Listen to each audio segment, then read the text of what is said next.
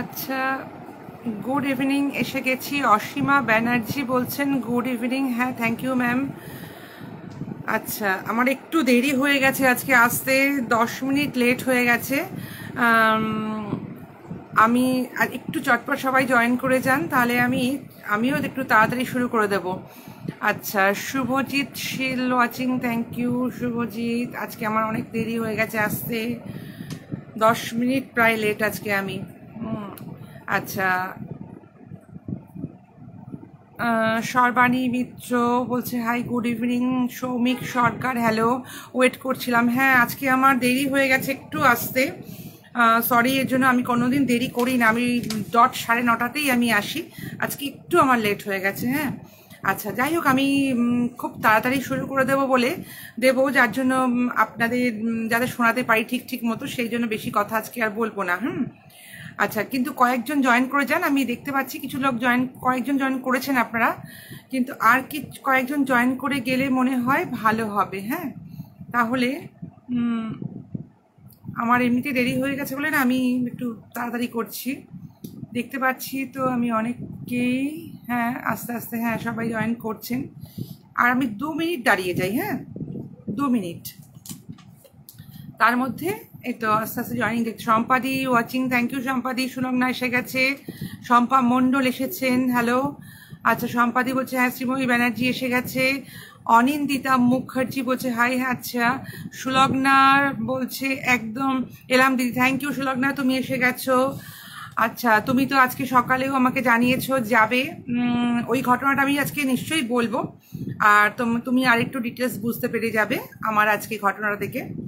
আচ্ছা, আমি তার আগে একটু কথা বলে নিই। Sarbani Chakraborty watching, thank you Sarbani. Puja Ghosh watching.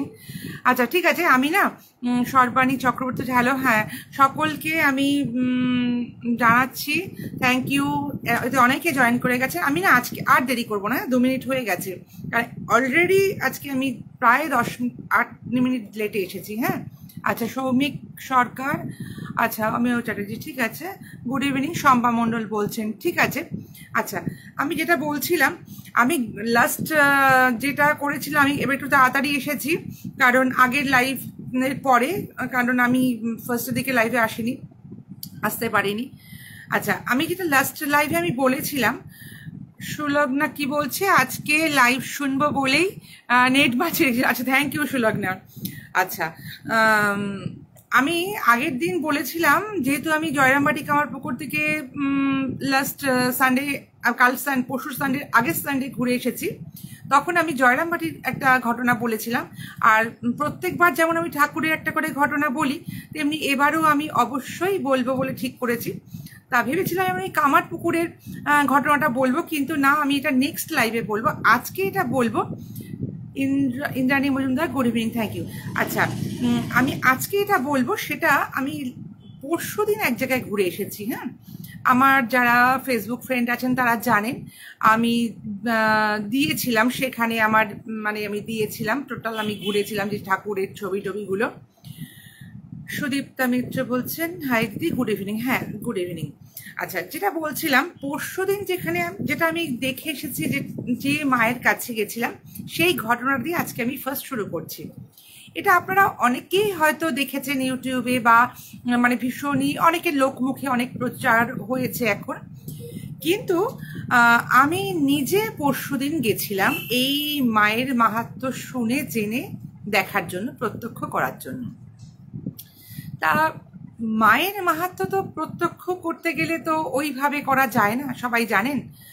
কিন্তু তবু যতটা যেটুকুনি সময় আমি সেখানে থাকতে পেরেছি বা দেখার সৌভাগ্য হয়েছে, অনেকদিন ভেবেছি যাবো কিন্তু যেতে পারিনি। মা আমাকে না টানলে তো মা যাওয়া যায় না কখনোই। তো এবার মা আমাকে টেনেছেন, আমি গেছি এই লাস্ট পরশুদিন সানডেতে আর কি। তা সেটারই আমি কিছু মাহাত্ম্যের কথা বলবো। সেটা হলো পাপিয়া ব্যানার্জি এসে গেছি, থ্যাংক ইউ। আচ্ছা, এই মা নাকি বলেন কলকাতার বুকে আর কি জীবন্ত মা।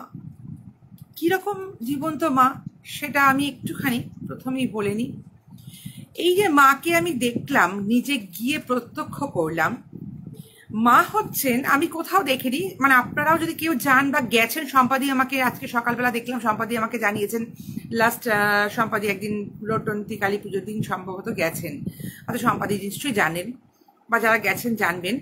একদম বাচ্চা মেয়ে, মানে 5 বছরের যে মেয়ে সেরকমই হাইট, মানে উচ্চতাও মায়ের সেরকমই, এবং মুখটা একদম হাসি হাসি, ভীষণ সুন্দর।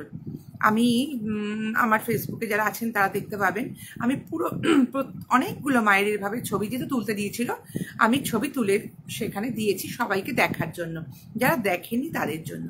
সত্যি বলছি, মাকে যেন মনে হচ্ছেন মা হাসছেন। আমি কিন্তু কোথাও দেখিনি, কোথাও মায়ের রুদ্র মূর্তি দেখা যায়, কোথাও মায়ের একটা অন্যরকম শ্যামা মূর্তি বা এমনি, কিন্তু এই মা মানে পুরো বাচ্চা মেয়ে হাসছেন, এরকম একটা মা। তা আমি যখন কথা বললাম ওখানে যিনি ছিলেন তার কাছে কথা বলে দেখলাম, আমি জানলাম, আমি একবার দুপুরবেলা গেছি, তখন আবার বন্ধ হয়ে গেছিলো বলে আমি এবার ঘুরে আবার বিকেলে গেছি। আমি 2 বার গেলাম সেখানে পরশুদিন। তার মাঝখানে আমি একবার রানী রাসমণির বাড়িতেও ঘুরে এসেছিলাম, যাই হোক সেটা পরের কথা। তা সেই যে দেখলাম, তারা ওনাকে বললেন এই মা কিন্তু একদম ছোট্ট বাচ্চা 5 বছরের মেয়ে রূপী মা এখানে পূজিতা হন। এবং মায়ের মাহাত্ম্য কিভাবে প্রচার হলো সেটা একটু বলে নি। ওই এটা কিন্তু একটা বাড়ি, এটা কিন্তু মন্দির বড় জায়গা, একটা সরু গলির মধ্যে, যারা গেছেন তারা জানেন, একটা সরু গলির মধ্যে একটা বাড়ির নিচে কিন্তু মা প্রতিষ্ঠিতা। এখানে যিনি প্রথম ওই বাড়িতে পুজোটা মানে মানে প্রতিষ্ঠা করেছিলেন, সেই ঠাকুর মশাই একদিন সম্পাদি বলছেন চোখগুলো জীবন্ত, একদম একদম ভীষণভাবে জীবন্ত। আমি পরে আসছি, চোখের কথা তো আমি আসছি দিদি, আমি বলবো একটা ঘটনা। আমি সেদিনকে জানতে পেরেছি, সব খবর নিয়েছি ওখান থেকে আমি। আচ্ছা, এবারে কথা হচ্ছে, যখন ওই ঠাকুর মশাই যাচ্ছিলেন বাজার করতে, পুজো হবে বাজার করতে, হঠাৎ ওনার ধুতি ধরে একটা বাচ্চা 5 বছরের মেয়ে কাপড়টা টানছে, পিছনটা টানছে, টেনে উনি পিছন ফিরে দেখে বলছেন, কি হলো, কি চাস তুই? একটা শ্যামবর্ণা একটা বাচ্চা 5 বছরের মেয়ে, শাড়ি পরা। বলছে কি চাস? বলছে আমার খুব খিদে পেয়েছে, একটু খাবার দেবে, চাল কলা দেবে, খাবো। তখন উনি বলছেন, ঠাকুর মানে যে মশাই যিনি পুরোহিত ছিলেন, গেছিলেন বাজার করতে, উনি বলছেন খাবি, দাঁড়া, বলে উনি খাবার দাবার চাল কলা সব কিনে ওনাকে দিয়েছে, একটা পোটলা বেঁধে একটা প্যাকেট করে দিয়েছে ঠোঙায় করে। উনি চলে গেছেন, ওকে দিয়ে উনি পিছন ফিরে বাজার টাজার করতে চলে গেছেন। যখন বাজার করে এসে উনি মন্দিরের দরজাটা খুলে রাখবেন, মানে জিনিসপত্র ওনার সব যা যা কিনে এনেছেন, দেখছেন ওইখানে যে প্যাকেটটা উনি মানে ঠোঙাটা উনি দিয়েছিলেন ওই বাচ্চা মেয়েটিকে, সেই ঠোঙাটা ঠাকুর মন্দিরের মধ্যে রয়েছে। উনি তো দেখে পুরো মানে থ হয়ে গেলেন, আর শুধু চোখ দিয়ে ওনার জল পড়ছিল, কাঁদছেন, বলছেন এও কি সম্ভব, এটা কি হয়? কারণ আমি যাকে দিয়ে এলাম রাস্তায় বাজারের মধ্যে ওই ঠোঙাটা খাবারের, সেটা কি করে দরজা মন্দিরে খুলে আমি তালা খুলে ঢুকলাম মন্দিরের মধ্যে, কি করে সেই খাবারটা এলো? কেউ তো ঢুকতে পারেনি। তাহলে মা তুমি কি আমার থেকে খাবার নিলে? ওই ছোট্ট কন্যারূপী তুমি মা, আর তুমি কি চাইছো যে আমার এই মন্দিরে তুমি এসো, তোমাকে আমি প্রতিষ্ঠা করি, তুমি আসতে চাইছো? এটা ভেবে উনি হাউ হাউ করে কাঁদছিলেন।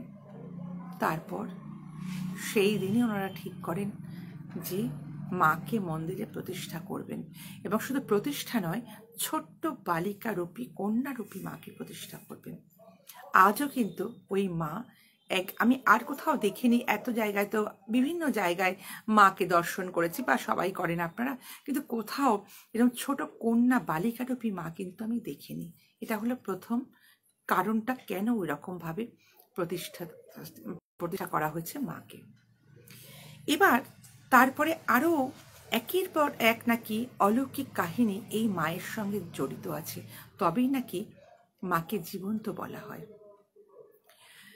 সেটা কিরকম? দ্বিতীয় হচ্ছে, যখন মানে মাকে পুজো করা হয় ওখানে, ঠাকুরমশাই দেখতেন পুজো করছেন, হঠাৎ মায়ের পায়ে পুষ্পাঞ্জলি দেওয়ার সময় দেখতে পেতেন মায়ের পা দুটো না পুরো ধুলো ভরা। তখন ঠাকুরমশাই খুব অবাক হয়ে যেতেন যে মা এরকম ভাবে মাকে প্রতিষ্ঠা করা যেখানে আসনে, সেখানে মায়ের পায়ে ধুলো আসে কোথা থেকে? তারপরে আবিষ্কার করলেন উনি, রাত্রিবেলায় যখন যে ঘরটায় ওনারা শুতেন মন্দিরের পাশে, নাট মন্দিরের পাশে, যারা গেছেন তারা জানবেন, উনি নুপুরের শব্দ পেতেন। মা নাকি বেরিয়ে যেতেন ঘর থেকে। যে সমস্ত ভক্ত মাকে ডাকতেন মন থেকে, ভক্তের সমস্ত কিছু মানে তার মনস্কামনা পূর্ণ করা বা ভক্তের সহায়তা করার জন্য মা নাকি আজও চলে যান ভক্তের কাছে। ভক্ত যেমন মায়ের কাছে আসে, মাও নাকি চলে যান ভক্তের কাছে। তার প্রমাণ হচ্ছে মায়ের পায়ের ধুলো। এটা কিন্তু ওই ঠাকুরমশাইরা উপলব্ধ করে দেখেও ছিলেন। আচ্ছা, তাছাড়াও আমি যখন সেদিন গেছিলাম, দুপুরবেলা যখন আমি গেছিলাম, তখন বাজে প্রায় বোধ হয় 2:30-3টে বাজে। তখন দুটি ছেলে ওখানে বসেছিল, মানে তারা কিন্তু ছেলেগুলো খুব বড় নয়, মানে বাচ্চা বাচ্চা, মোটামুটি একটা হয়তো হবে 8-15-16 বছর, আর একটা 20-22-25 বছরের মধ্যে। ওরা মাকে সেবা করে, দেখাশোনা করে, আর প্রধান পুরোহিত তো আলাদা আছেনই। ওরা খুব সুন্দর কথাবার্তা বলে, মানে এত ভালো আমাকে বলছে মা পরে এসো, সবাইকে ওরা মা মা করে কথা বলে, বাচ্চা ছেলে দুটি সকলকে, মানে ওরা মা ছাড়া কোনো কথা বলে না। বলছে আবার আসবে তো মা, একটু ঘুরে আসবে না, বসো মা, এখানে বসো, মন্দির তো বন্ধ হয়ে গেছে। আমি ভেতর দিয়ে একটা ঢোকার জায়গা আছে, একটা সরু গলি দিয়ে, মানে যেখানে শিব মানে বাবা আছেন তার পাশ দিয়ে একটা যাওয়ার রাস্তা আছে, আমাকে সেখান থেকে ওরা ঢুকতে বলেছিল। তখনও মেন দরজাটা বন্ধ করেনি, মানে মেন গেট বন্ধ, কিন্তু পাশের দরজা দিয়ে আমাকে ঢুকতে বলেছিল, কিন্তু মায়ের মন্দিরের গেটটা বন্ধ। তখন ওরা আমাকে বলে তুমি বসতে পারো, বসো, 4টের সময় মন্দির খুলবে, তুমি তাহলে আবার দেখো। আমি তাকে বললাম না ঠিক আছে, আমি একটু ঘুরে আসছি, তারপরে আমি আসবো বলে আমি আবার একটু অন্য জায়গায় গেছিলাম, মানে আবার রানী রাসমণির ওখানে গেছিলাম, দেখা করে আবার আমি এখানে আসি। যাই হোক, তখন ওই যে ছেলেগুলো ওরা কিন্তু থাকে হচ্ছে, যারা গেছেন তারা জানেন, ওই মায়ের মন্দিরের সঙ্গে লাগোয়া নাট মন্দিরের পাশে একটা ঘর আছে, সেখানে একটা চৌকি মতো পাতা আছে, ওখানে আমরা যখন পুজো দিই সেই পুজোগুলো ওখানে রাখা হয়, নাম গোত্র লিখে নেওয়া হয়, ওখানে ওই ছেলেগুলো শোয়।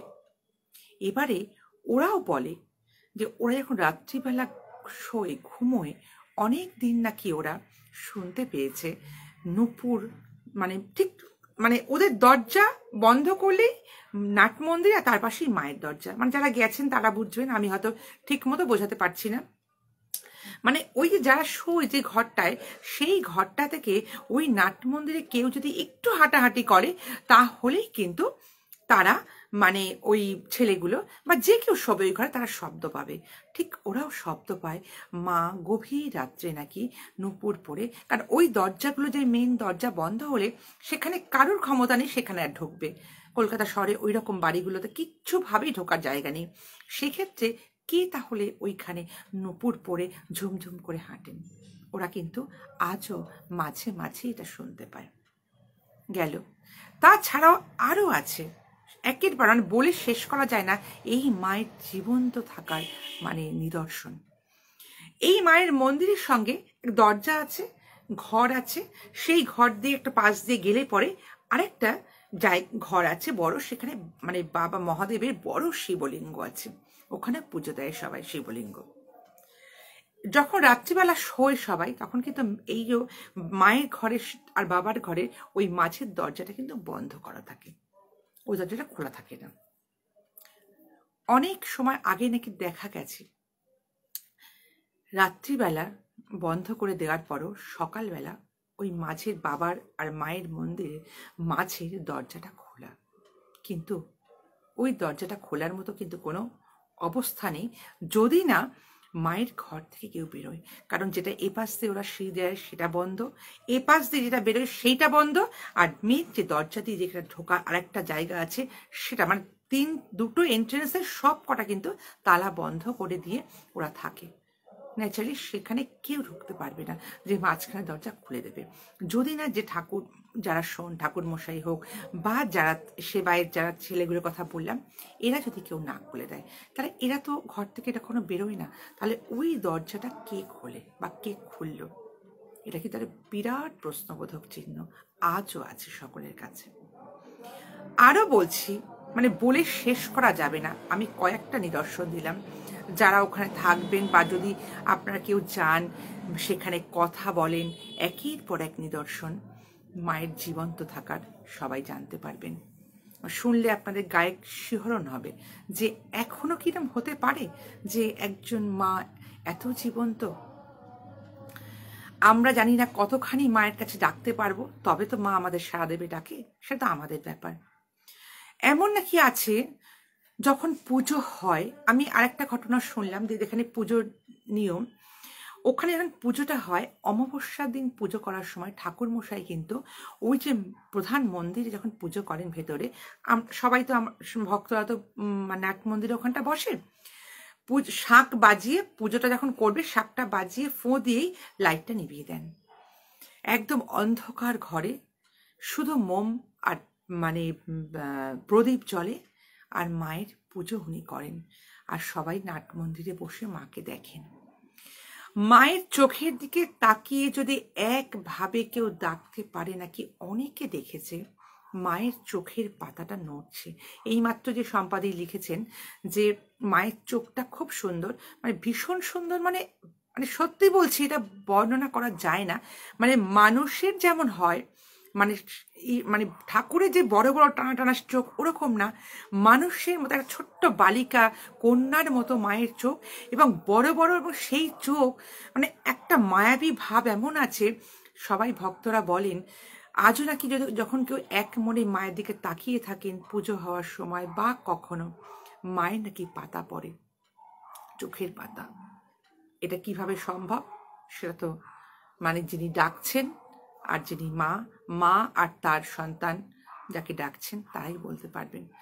সকলের পক্ষে দেখা তো সম্ভব সেটা হবে বলে আমার মনে হয় না। ডাকার মতো ডাকতে পারলে মা নাকি চোখের পাতাও ফেলেন, এটা কিন্তু ওখানে আমি শুনেছি এবং অনেকের কাছে শুনেছি। এটা ওই মন্দিরে অন্ধকার করে পুজো হয়, যেই পুজোটা শেষ হয় তখন আবার লাইটটা দিয়ে জ্বালিয়ে দেওয়া হয়। এটা নাকি কিছু কিছু নির্দিষ্ট দিনে এটা হয়। মানে এত জাগ্রতা মা নাকি, মানে আমি জানি না, আবার একটু ডিস্টার্ব করছিল, যাই হোক মানে একটু প্রবলেম করছে মাঝে মাঝে। আচ্ছা, যেটা বলছিলাম সেই কারণে মা মানে এত জাগ্রতা এখানে যে মানে কলকাতা শহরে অনেক তো আমাদের আমরা যাই, বিভিন্ন কালীবাড়ি আছে, বিভিন্ন জায়গা আছে, কিন্তু এখানে নাকি মা আজও নাকি জীবন্ত। যাই হোক, আমি মানে এই জীবন্ত মায়ের ঘটনাটা তো আমি যতটা আমি দেখেছিলাম ততটাই আমি মানে বললাম। হ্যাঁ, আটকে গেছিল ভিডিওটা, হ্যাঁ একটু আটকে গেল, কারণ জানি না আজকে আবার একটু ডিস্টার্ব করলো, সুলগ্না বলছে। আচ্ছা, যেটা বললাম যে এই মায়ের সেই মাহাত্ম্যটা আমি জেনে অনেক জায়গা থেকে জেনেছিলাম, জেনে আমার ভীষণভাবে ইচ্ছা ছিল আমি মায়ের কাছে যাব। সেই জন্য আমি এই শ্যামাসুন্দরী মায়ের কাছে আমি গেছিলাম, দেখে এসেছি পরশু দিনই, এবং তার এই বিভিন্ন অলৌকিক কাহিনী আমি জেনে আমি আপনাদের না জেনে না মানে থাকতে পারলাম না। আমার মনে হলো এই মায়ের মাহাত্ম্যটুকু যদি আপনাদের বলি, জানি না আপনাদের কার কতটা ভালো লাগলো, কিন্তু যদি আমাকে অনেকেই যেহেতু রিকোয়েস্ট করেন যে এরকম ঘটনা জানলে বলার জন্য, আমি তো জেনেছিলামই, কিন্তু আমি নিজে গিয়ে প্রত্যক্ষ করে বলাটা আরো ভালো লাগে আর কি। সেই কারণে আমি এটা আজকে বলবো বলে ঠিক করলাম। তা আপনাদের কেমন লাগলো আমি জানি না।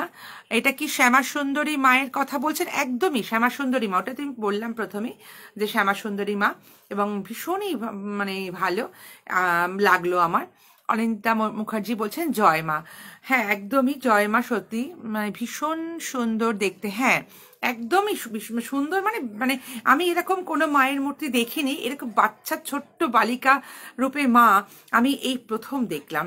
মানে আমার মানে এত সুন্দর করে বেনারসি শাড়ি পরিয়ে রাখা আছে না মাকে, মানে মনে হয় যেন ঘন্টার পর ঘন্টা বসে থাকলেও একটা ভীষণ ভালো লাগে। আর আমি আর একটা ব্যাপার হচ্ছে, ওখানে প্রধান পুজোর জিনিসই হচ্ছে সেই প্রথম দিন মা যেহেতু চাল কলা খেতে চেয়েছিলেন, সেই জন্য চাল কলা দিয়ে পুজো দিতে হয়। আর যে যাই দিক না কেন, চাল কলা তার সঙ্গে মিষ্টি ফল মূল যে যা ইচ্ছা দিতে পারে। আমি জিজ্ঞাসা করেছিলাম, না আমিও যেহেতু চাল কলা মিষ্টি নিয়ে গেছিলাম, আমিও জিজ্ঞাসা করেছিলাম যে এই শুধু কি চাল কলা? তখন আমাকে ওখান থেকে বললেন না, যে যা ইচ্ছে দিতে পারে, তবে চাল কলা নাকি প্রধান মা খেতে চেয়েছিলেন বলে আজও দেওয়া হয় ওখানে ভোগ আর কি, চাল কলা। আচ্ছা, যাই হোক, এটা যে যখন যদি কেউ সুযোগ পান একবার দেখে আসবেন। আচ্ছা, সুলগ্না কি বলছো? তোমার হোয়াটসঅ্যাপ নাম্বারটা দিয়ে রেখো দিদি, খুব সুন্দর করে বললে গো। ঠিক আছে, নিশ্চয়ই দিয়ে দেবো আমি। আচ্ছা, যেটা বললাম, তাহলে আজকে আমি ফার্স্ট শুরু করলাম এটা দিয়ে। সুলগ্না তুমি তো বলছিলে যাবে, ঠিক আছে, তোমাকে আমি সব ডিটেলসটা দিয়েও দেবো। আচ্ছা, আর আমি তো আজকে ছবি আমার ফেসবুকে সবাইকে আমি কালকে ছবিটাই আমি এসেই আমি দিয়ে দিয়েছি, বিভিন্ন সাইট থেকে দিয়েছি, ভিডিও দিয়েছি আমি, যাতে কারুর যদি কেউ যেতে চায় বা তারা যেতে পারে, বা ভালো লাগলে তো অবশ্যই দর্শন হয়ে যাবে। আচ্ছা, আজকে দেরি হয়ে গেছে বলে 10টা বেজে গেল এইটাই বলতে। আমি এবার সেকেন্ড যেটা ভৌতিক ইনসিডেন্টে আমি চলে যাচ্ছি। কার কেমন লাগলো একটু জানিয়ে দেবেন, আমি দেখে নেব, ঠিক আছে, যে কার কিরকম ভালো লাগলো। Sweety Das watching, thank you. আচ্ছা, এবার যে ঘটনাটা আমি বলবো সেটা বেশ কিছু বছরই আগের ঘটনা, বেশি অনেকটা বছর আগের ঘটনা। যিনি আমাকে দিয়েছেন উজ্জ্বল দা, তার বাবার এক বন্ধু শ্রাবণী চক্রবর্তী বলছে আমাকে একটু ডিটেলসে বলে দিও, হোয়াটসঅ্যাপ দিও, আমিও যাব ভাবছি। ঠিক আছে, নিশ্চয়ই দিয়ে দেবো আমি সবাইকে। আমি যারা যারা যেতে চাইছো নিশ্চয়ই আমি দিয়ে দেবো, বলে দেবো। আর আমি কিছু না, আমি জাস্ট ওর যে বাইরে লেখা আছে অ্যাড্রেসটা, ওই অ্যাড্রেসটা বললেই পেয়ে যাবে। এটা হচ্ছে খুব সুন্দর মানে জায়গা, সেটা হচ্ছে রাজাবাজার সায়েন্স কলেজ, তার অপোজিট। আর সায়েন্স কলেজের আগের স্টপেজ হচ্ছে হোমিওপ্যাথি কলেজ হসপিটাল। ওখানটা নামলে, রাজাবাজারে নামলে ঠিক হোমিওপ্যাথি যে হসপিটাল কলেজটা আছে তার গায়ে যে রাস্তাটা ঢুকে গেছে, ঢুকলে যে কোনো লোককে জিজ্ঞাসা করলে সে বলে দেবে, যে কোনো লোককে জিজ্ঞাসা করলে, মানে এতটাই মানে মা ওখানে সবাই জানে আর কি। ঠিক আছে, আচ্ছা, এবার যেটা আমি বলছিলাম ভয়ের ঘটনাটা, যেটা এবার আসছি, এই ঘটনাটা উজ্জ্বল দা পাঠিয়েছেন তার বাবা, মানে বাবার বন্ধুর ঘটনা। ঠিক আছে, উনি মানে প্রদ্যুৎ বাবু সেই সময় থাকতেন হচ্ছে গয়াতেই উনি হয়তো বিহারেরই বর্ণ অ্যান্ড ব্রট আপ হয়তো হবে, বা যাই হোক। এবার উজ্জ্বল বাবুর মানে বাবার বন্ধু ওই প্রদ্যুৎ বাবু আর কি, উনি মানে গয়ারই একটা মানে ডিস্ট্রিক্ট হসপিটালে বলা যায়, সেখানের উনি ফরেন্সিক প্যাথোলজিস্ট ছিলেন, মানে প্রদ্যুৎ বাবু আর কি। এবারে এই ফরেন্সিক যারা প্যাথোলজিস্ট হয় তাদের কাজটা হচ্ছে, মানে ডক্টর তো অবশ্যই ডক্টর, এনাদের কাজ হচ্ছে পোস্টমর্টম করা মেইনলি, মানে যাকে বাংলায় বলে ময়না তদন্ত করা আর কি, সেটা। তা এই যারা এই সমস্ত কাজ করেন, নো ডাউট কিন্তু খুব টাফ জব আমি বলবো এটা। ওনার নাকি বাড়ির লোকদের খুব একটা ইচ্ছা ছিল না ছেলে ডাক্তার হয়ে এই ধরনের কোনো কাজ করুক, কিন্তু তৎকালীন সময়ে উনি সরকারি চাকরি হিসাবে এইটাকে উনি বেছে নিয়েছিলেন। উনি ভীষণ সাহসী ছিলেন, আর সাহস না থাকলে ডাক্তার তো হওয়া যায়ই না, কারণ ডাক্তার হওয়ার সময় বডি কাটতে হয়, অনেক কিছু জানতে হয়, তাদের সাহসী তো হতে হয়, এটা তো একটা মানে নিঃসন্দেহে বলা যায়। আর প্রদ্যুৎবাবু তার থেকেও নাকি ভয়ানক সাহসী ছিলেন। তা উনি যখন জয়েন করেন এই গয়ার যে বললাম একটা ডিস্ট্রিক্টে, আমি জায়গাটার নাম বলছি না, হসপিটালটাতে, সেই হসপিটালে সেই সময় যেহেতু একটু ভেতর দিকে, মানে ডিস্ট্রিক্টে তো হসপিটালগুলো বিভিন্ন হয়, কিন্তু সব 3-4টে ডিস্ট্রিক্ট নিয়ে একটা জায়গায় কিন্তু ওই পোস্টমর্টমগুলো হয়, সব জায়গায় কিন্তু হয় না, সব হসপিটালে হয় না। এটা কলকাতাতেও আছে, ওখানেও আছে, এখন তো অনেকটা উন্নত হয়েছে, কিন্তু তৎকালীন সময়ে কিন্তু এতটা উন্নত ছিল না গয়াতে। তা যেখানটায় উনি, মানে যে জায়গাটায় উনি ছিলেন হসপিটালে, ওনার বাড়ি থেকে বেশ অনেকটা দূর, ওখানে ওনাকে একটা কোয়ার্টার দেয়া হয়েছিল, মানে যেখানে এই মানে ময়নাতদন্ত করতেন, যে মানে মর্গের পাশে একটা জায়গা ছিল, সেখানটা থেকে বেশ খানিকটা দূরে, মানে অন্তত পক্ষে হয়তো এই এক মানে কি বলবো 10-15 মিনিট দূরে হাঁটা পথে উনি একটা মানে কোয়ার্টারে, সরকারি কোয়ার্টারে, গভর্নমেন্ট কোয়ার্টারে উনি থাকতেন। শুধু উনি না, উনি যেখানে এই কাজটা করতেন, ওনার সঙ্গে আরেকজন অ্যাসিস্ট করতেন, তিনিও ডক্টরই ছিলেন। আর ওখানে ওই পুরো বাড়িটা খুব একটা বড় ছিল না, যদিও ওই অফিসটা আর কি, ওখানে একজন কেয়ারটেকার থাকতেন আর একজন দারোয়ান। সর্বসাকুল্যে ওইখানে 4জন লোক থাকতেন, মানে প্রদ্যুৎবাবু, তার অ্যাসিস্ট্যান্ট, একজন কেয়ারটেকার, একজন দারোয়ান, আর মাঝে মাঝে যারা পরিষ্কার করতো তারা বাইরে, আর ভেতরে ওই পরিষ্কার পরিচ্ছন্ন করার জন্য একজন থাকতো, সে শুধু মানে পরিষ্কারই করতো আর কি, এই যে সময় কাটাকুটো হবে, জিনিসপত্র ধোয়া মোছা, এর জন্য একটা লোক থাকতো। আর 2 দিন 1 দিন অন্তর অন্তর বাইরেটা পরিষ্কার করার জন্য, পুরো বাইরে ভেতর ঝাড় পরিষ্কারের জন্য একটা লোক। মানে এই হচ্ছে টোটাল অফিসের একটা মানে সেট আপ ছিল ওনাদের। তা এইখানে যখন উনি জয়েন করেন, প্রথমেই ওনার কিন্তু খুব ভালো লাগতো না, আর ওনাকে যিনি অ্যাসিস্ট করতেন প্রদ্যুৎবাবুকে, তিনিও মাঝে মাঝেই বলতেন আমি থাকবো না, চলে যাব এই একটা গ্রামের এখানে। আর তিনি আবার অন্য জায়গা থেকে এসেছিলেন, তবু প্রদ্যুৎবাবু তো বিহারেরই লোক, এই কিন্তু বিহারের একটা অন্য জায়গা থেকে এসেছিলেন, ন্যাচারালি কি গয়ার লোকই ছিলেন না, তার আরও ভাল লাগতো না। তা প্রদ্যুৎবাবু বলতেন ঠিক আছে, এরকম করো না, এসে চলো না, আমরা তো দুজন আছি, অসুবিধা কি আছে। আর ইনি বাঙালি, উনি কিন্তু বাঙালি না। আর যারা ছিল তারা যে আর কি কেয়ারটেকার ছিল, সব দেখাশোনা করতো, তার নাম ছিল রামলোচন বুধিয়া। সে সব মানে সে কিন্তু ভীষণ ভালো, ভালো শুধু ভালো বললে ভুল হবে, মানে সে ভদ্রলোক, মানে যে কেয়ারটেকার ছিল সে হয়তো খুব একটা শিক্ষিত বা ছিল না, কিন্তু পড়াশুনোকে ভীষণ পছন্দ করত।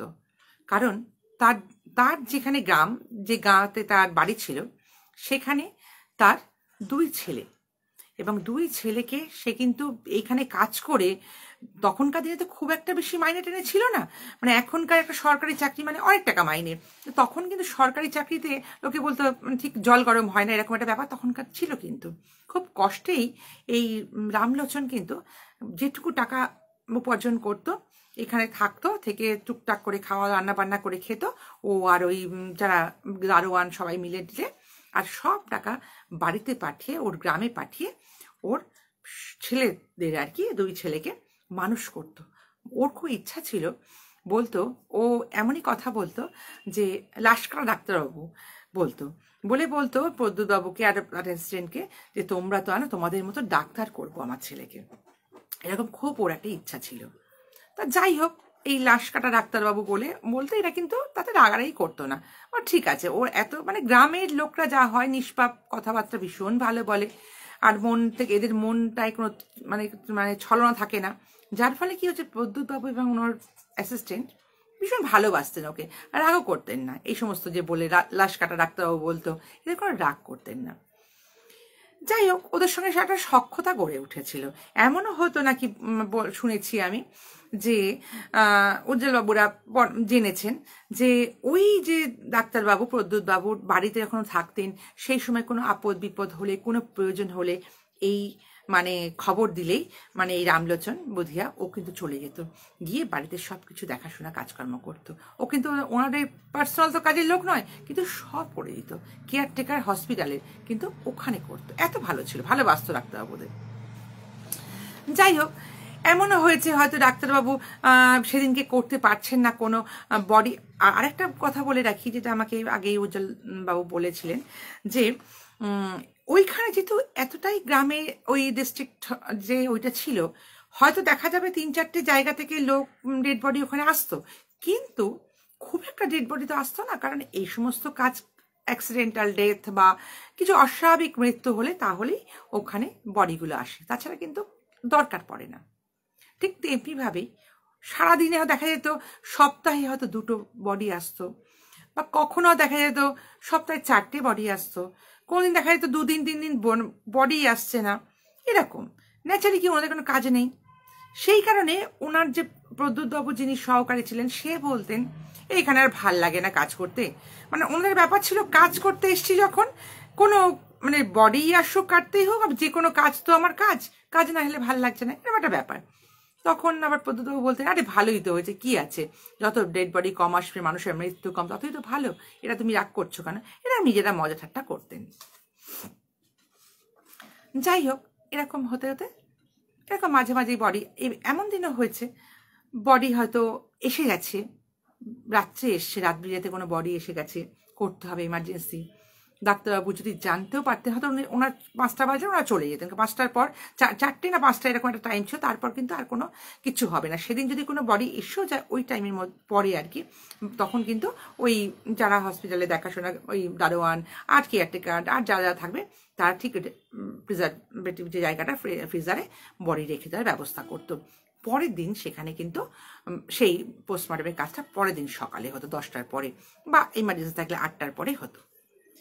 এবং এমন দিনও গেছে হয়তো 5টা বাজে করছে, এমন সময় সারাদিন কিছু নেই, একটা হয়তো বডি এসছে। প্রদ্যুৎবাবু না কি বলতেন, এই ছাড়ো না বুধিয়া, নিয়ে আর করো, আমরা করে দিয়ে চলে যাই, কি আছে, এখান থেকে তো যেতে 10 মিনিট বাড়ি লাগবে, আমরা কাজটা করে দিয়ে যাই, কালকে সকালবেলা সার্টিফিকেটটা দিয়ে তুমি বডি ছেড়ে দেবে, অসুবিধা কি আছে? উনি তখন বুধিয়া বলতো না না, নিয়ম নিয়ম, আপনাদের রাত্রে কিছু করতে হবে না, রাত্রিবেলায় সমস্ত কাটাছেটা কোনো দরকার নেই বলে ও বারণ করতো। মানে এমন একটা গার্জিয়ান সুলভ মানে ভাব ওনার ছিল বুধিয়ার, যে এরাও না একটা মানে খুব মান্য করতো ওই কেয়ারটেকার বুধিয়াকে। ন্যাচারালি কি ও রাত্রে কোনোদিন করতে দিত না এবং করতেন না এরা, ঠিক আছে। একবার কি হয়েছে, তখন ছিল শীতকালে মানে সন্ধে হয়ে গেছে, ওনারা বন্ধ করে দিয়ে, মানে যে বন্ধ করে সব দারোয়ান বন্ধ করা হয়ে গেছে, 5টা বেজেছে, 6টা-7টার মধ্যেই, শীতকাল যেহেতু গ্রাম আরও অন্ধকার হয়ে যায়, তাড়াতাড়ি সব গুছিয়ে গেছে। এই দুজন প্রদ্যুৎবাবু তার এসছেন, কোয়ার্টারে চলে গেছে। কোয়ার্টারে গিয়ে যা খাওয়া দাওয়া করে ওনারা সব শুয়ে পড়েছেন, দুজনেই শুয়ে পড়েছেন আর কি। হঠাৎ রাত্রিবেলা তখন বাজে মানে অনেকটা রাত্রি, কারণ যদিও তখন মানে গ্রাম ওরকম একটা জায়গা, একটা মানে পাড়াগাঁই বলা যায়, একটা প্রত্যন্ত একটা ডিস্ট্রিক্ট, একটা বিহারের তখনকার দিনে, সেখানে তখন ওনারা দেখছেন দরজাটা না কেউ নক করছে, আর ডাক্তার সাহেব বলে ডাকছে, মানে খুব জোরে জোরে দরজাটা নক করছে। তখন উনি উঠবো না করে মানে বিরক্ত হয়ে কে করেছে ভেতর থেকে, তখন ও বলছে খুলিয়ে না ডাক্তার সাহেব, খুলিয়ে না। তারপরে গলাটা চেনা লাগছে, বলছে কি জানি কে বলছে, এটা কার কথা একটা চিন্তা করছে। তখন হঠাৎ ওনার অ্যাসিস্ট্যান্ট যিনি থাকেন একসঙ্গে, ওরা বলছে এই মনে হচ্ছে বুধিয়ার গলা লাগছে, এত রাত্রে বুধিয়া এসছে কেন এখানে, চলো তো দেখি, বলে দরজাটা খুলেছে। বলছে কে হুয়া? তখন বুধিয়া খুব মানে উদ্ভ্রান্তের মতন দাঁড়িয়ে আছে। প্রথমটা বুধিয়া চুপচাপ করে আছে, কোনো কথাই বলছে না। তখন এরা আবার বলছে কি হয়েছে, তুমি চুপ করে আছো কেন, কি হয়েছে বলো? তখন ও একটুখানি ধাতস্থ হয়ে বলছে আপনাকে এক্ষুনি একবার যেতে হবে দপ্তরে, মানে ওরা ওরকম বলতে মানে হসপিটালে আর কি, আপনাকে এক্ষুনি একবার যেতে হবে। তা বলছে কেন এত রাতে, কটা বাজে? তখন উনি ঘড়ি দেখেছে, প্রায় 10টা বেজে গেছে, 10টা এরকম বাজে, রাত্রি 10টা। যদিও এখনকার দিনে 10টা কিছু না, কিন্তু এখন তো 10টা বেজে গেছে, কি ব্যাপার না, কিন্তু তখনকার দিনে 10টাটা কিন্তু অনেক রাত। তখন বলছে এত রাত্রে ডাকছো কেন? বলছে চলুন আপনি এক্ষুনি, খুব আর্জেন্ট একটা কাজ আছে, আপনাকে এখন কাজটা করতে হবে। তখন ও বলছে আর্জেন্ট কাম আছে, তো এখন এত রাত্রে? তুমি তো আমাকে বারণ করো যে এত 5টার পর তুমি করতে দাও না, আর এখন? বলছে আজকের কথা অন্য দিনের সঙ্গে কিছু আপনি মেলাবেন না, আজকে ভীষণ আর্জেন্সি আছে, মানে খুব জরুরি আছে, জরুরি কাজ আছে, আপনাকে এক্ষুনি গিয়ে এটাকে করে দিতেই হবে, এই কাটাছেঁড়াটা শ্রোথালটা করতে হবে। তখন তো উনি খুব অবাক হয়ে গেছেন। যাই হোক, একটু বিরক্ত হলেও কিছু করার নেই, জাস্ট ওনার শুয়েছিলেন তখন। ভাবছে যে ঠিক আছে, বুধিয়া যখন আগেই বললাম যে বুধিয়াকে ওরা ভীষণ মান্য করতো, মানে এত একটা ভালো মানুষ ছিলেন বুধিয়া। তখন এরা দুজনেই আবার শীতকাল ড্রেস করে জামা কাপড় পরে ওই ঠান্ডার মধ্যে আবার টর্চ ফর্চ নিয়ে গেছে। মানে তার আগে বুধিয়াকে বলে তুমি যাও আমি যাচ্ছি বলে বুধিয়া চলে গেছে। তারপর ওর তখন ড্রেস করেছে, করে টর্চ নিয়ে দুজনে মিলে গেছে। গিয়ে দেখছে যে হসপিটালটা, মানে ওনার যেখানে করতেন কাজটা, পুরো শুনশান। যেমন লাইট জ্বলে তেমন লাইট জ্বলছে, দরজা ফরজা কিছু খোলেন, সব বন্ধ। তখন ওনার দুজন গেছে, গিয়ে বলছে কি হলো, এই মাত্র বুধিয়া আমাদের ডাকলো 10 মিনিট আগে, তা বুধিয়া বা গেলে কোথায়, বা দরজা ফরজাগুলো খোলা নেই, কারণ দরজাটা কেন বন্ধ? একটা এমার্জেন্সি দরজা খোলা থাকবে, লোকে হই হই করবে, কিছু একটা তো ব্যাপার, তার বাড়ির লোক থাকবে, মানে ওই যার হবে পোস্টমর্টম তার বাড়ির লোক থাকে বাইরে গাছতলাতে, সে কোথায় গেল? তখন দুজনে মিলে গেছে, গিয়ে ওরা তখন মেন গেটে দরজার ঠকঠক করে ডেকেছে। ওই গেট ডাকার পরে তখন ভিতর থেকে যে দারোয়ান ছিল সে তখন বেরিয়ে এসেছে, হরিয়া দারোয়ানটা, সে তখন বেরিয়ে এসেছে। সে এসে বলছে যে কি হয়েছে এত রাত্রে আপনারা? ও তো শুয়ে টুয়ে পড়েছিল, ওখানে তো শীতকাল, তারপর গ্রামে সবাই শুয়ে পড়ে, এত রাত্রে আপনারা কি হয়েছে? তখন এই প্রদ্যুৎবাবু বলছেন যে কি হয়েছে মানে, আমাকে তো ডেকে আনলো বুধিয়ার মানে রামলোচন যে বললাম, ও তো ডেকে আনলো যে এক্ষুনি আসুন, খুব আর্জেন্ট একটা বডি এসছে, আপনাকে আজই করতে হবে নাকি, খবর এসেছে, মানে কোনো ইম্পর্টেন্ট কোনো ব্যাপার হয়তো এসছে, আজই করতে হবে। তা কোথায়? তা বলছে কে ডাকলো আপনাকে? বলছে কেন, বুধিয়া ডেকেছে। বলছে ও তো আজ একটু মাঝে মাঝে ডিস্টার্ব করছে, একটু আজকে আবার ডিস্টার্ব হচ্ছে মাঝে মাঝে একটু, হ্যাঁ আচ্ছা যাই হোক। তারপর বলছে যে ও তো দুপুরবেলায় আজকে আপনারা যাওয়ার খানিক আগেই তো বেরিয়ে গেছে। বলছে তাই? তা আমরা তো দেখিনি। তা ঠিক আছে, তাতে কি হয়েছে? বলছে ওই তো আমাদের ডাকলো এই মাত্র যে চলুন খুব দরকার আছে, যেতে হবে। হ্যাঁ আটকে আছে, হ্যাঁ আজকে আবার খুব সমস্যা হচ্ছে এতদিন বাদে, জানি না কেন। তখন বলছে যে না, আমাকে তো ওই দিকে নিয়ে এলো যে খুব দরকার আছে এখন। বলছে না, বুধিয়া তো আসেনি এখন, সেই তো বেরিয়ে গেছে। আমি ভাবছি আজকে বোধহয় আপনাদের বলে গেছে ছুটি, আজকে আসবে না হয়তো কোনো কারণে, ও গাঁওতে গেছে, কালকে আসবে, এরকম একটা কিছু ও বললো। ঠিক আছে তুমি দরজাটা খোলো। বলছে তবে এখন আপনি কি কি করবেন বাবু, আপনারা ডাক্তারবাবু আপনারা কি এখন করতে আসবেন? তখন বলছে না, আমাকে তো ডেকেছিল ওই তো, কত কোনো বডি টডি এসছে এখানে করার জন্য? বলছে একটা বডি এসছে এই মানে আধা ঘন্টা 1 ঘন্টা আগে, আমি সেটাকে তো তার বাড়ির লোককে বলে দিয়েছি, তারা বাড়ির লোক চলে গেছে, মানে ওরা গাঁও থেকে এসছেও, তারা চলে গেছে, তারা এক জায়গায় আছে বসে, তারা বলেছে কালকে, আমি বলেছি কালকে সকালবেলা 8টার পর হবে, এসো বলে আমি বডি রেখেও দিয়েছি জায়গা মতো। বলছি তুমি বডি রেখে দিয়েছো, কখন এসছে? বলছে তো ঘন্টা 1.5-2 আগে হবে, আমি বলে দিচ্ছি এত রাত্রে বডি এনেছো কেন। তারা খুব, তবে কিন্তু ডাক্তারবাবু এরা কিন্তু ভীষণ, বাড়ির লোকরা খুব মানে জোরাজোরি করছিল যে আজকে যদি একটু করে দেওয়া যায় খুব ভালো হয়। আমি বলেছি না, কিছুতেই হবে না, রাত্রিবেলা ডাক্তারবাবুরা করেন না, 5টায় সরকারি দপ্তর বন্ধ হয়ে যায়, এখন কিচ্ছু হবে না। বলছে ও তার মানে অনেকক্ষণ আগে এসেছিল? বলছে হ্যাঁ, আমি তো রেখেও বডি আমি ঢুকিয়ে জায়গা মতো ঢুকিয়ে দিয়েছি, কাল সকালে করুন। তখন না ওরা চলে যাচ্ছিল, চলে যেতে গিয়েও কি একটা মনে হলো প্রদ্যুৎ বাবুর। বলছে আমার একটা কিরম লাগলো। আমি ভাবলাম যে ঠিক আছে, আমাকে তাহলে কেন ও ডাকলো, কেন ও বলে গেল বুধিয়া, এটা দেখেই তো যখন করতে বললো ও নেই, তার ব্যাপারটা কিরকম একটা খটকা লাগলো। উনি না অঙ্কটা মেলাতে পারছেন না। বুধিয়া নেই, চলে গেছে। আবার বুধিয়া ডাকলো, আবার এখন বলছে হ্যাঁ একটু বডি এসেছে ঘন্টা দেড়েক আগে, কিন্তু ও রেখে দিয়েছে, একটু থাক।